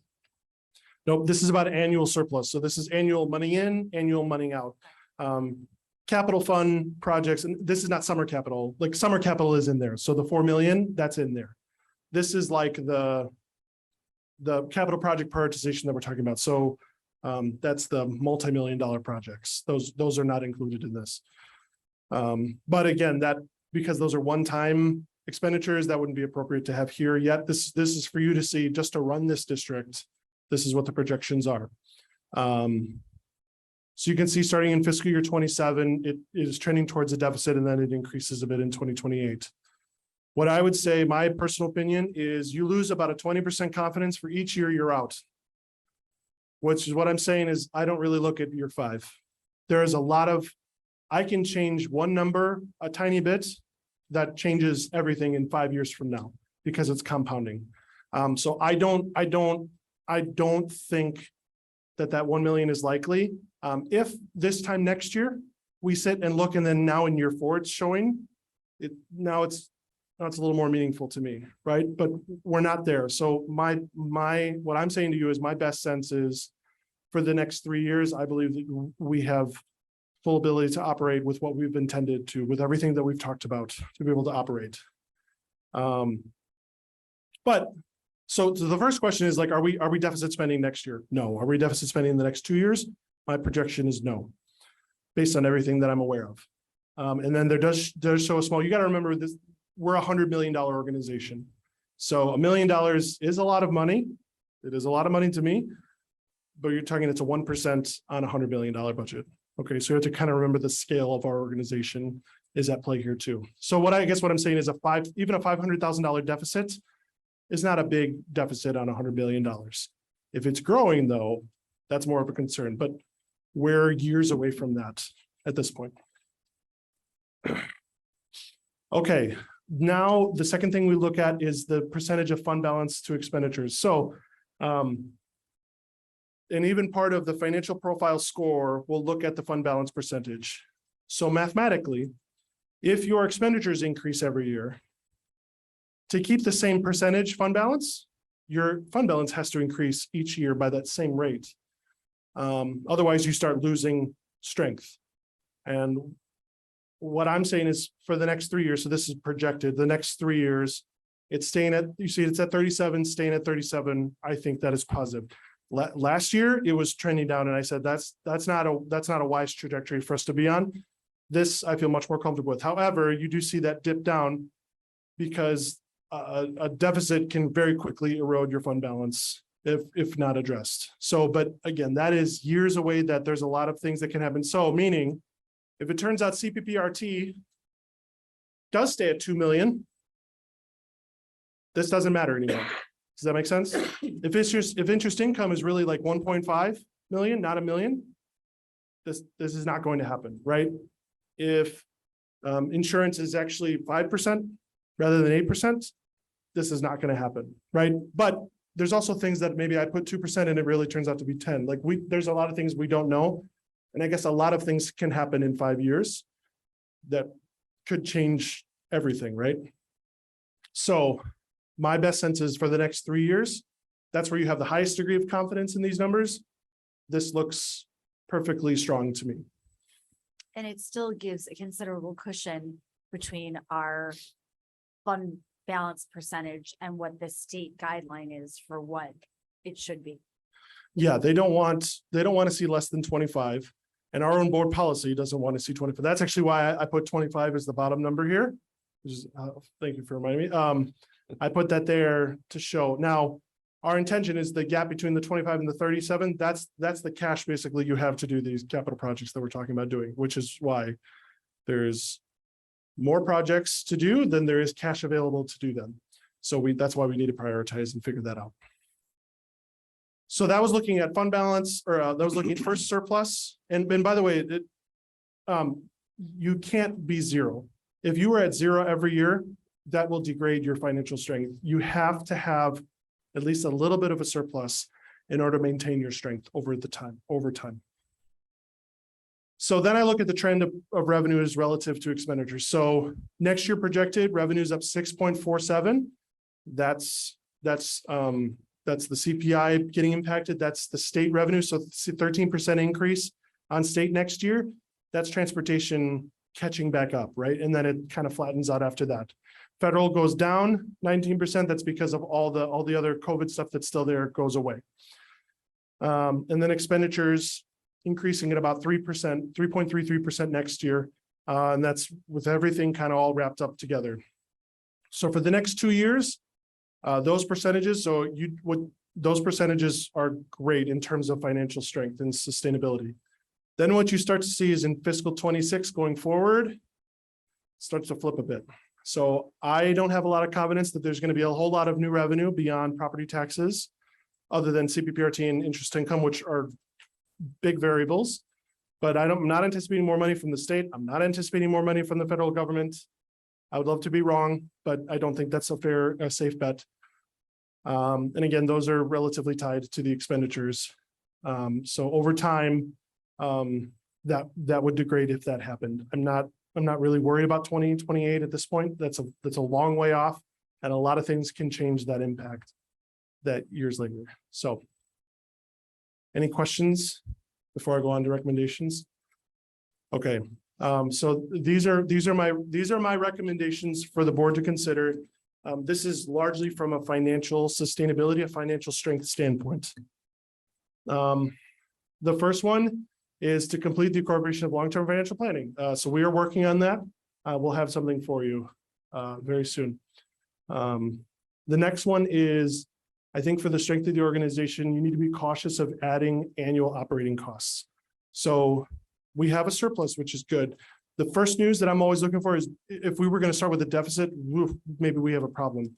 We don't have a problem. What I'm saying is we need to be careful that we don't create our own problem. All right, so we need to be careful about that. When you're looking at something that's coming up, is there something that can offset? Is there now, and remember, like small changes can have big impacts years later. So those are my recommendations, to be be cautious about that. Because there is not a lot of wiggle room to add more stuff. We've got a lot of stuff in there baked in, not a lot of wiggle room to add more stuff sustainably. The next one is to continue to look at systemic changes that enhance financial sustainability. So that means we've looked at contract structures, and I'm not just talking about teachers, like I'm not just talking about teachers, it's all of our structures to make sure that they're affordable, that they're tied to our revenue sources that are tied to our ability to pay them. That's important. And then looking at, we have some expenditures that I talked a little bit about that are growing fast. Other alternatives that we can. So like health insurance is something that's growing very fast. Hopefully that's a short-term thing in terms of how fast it's growing, but if it's not, that might be something that we as an organization need to look at, like, okay, is it something that we can do to help offset the increase of that? Because something growing at 15% a year is not sustainable. So yeah, those would be my recommendations for the financial strength, long-term financial strength of this district. Any questions? No.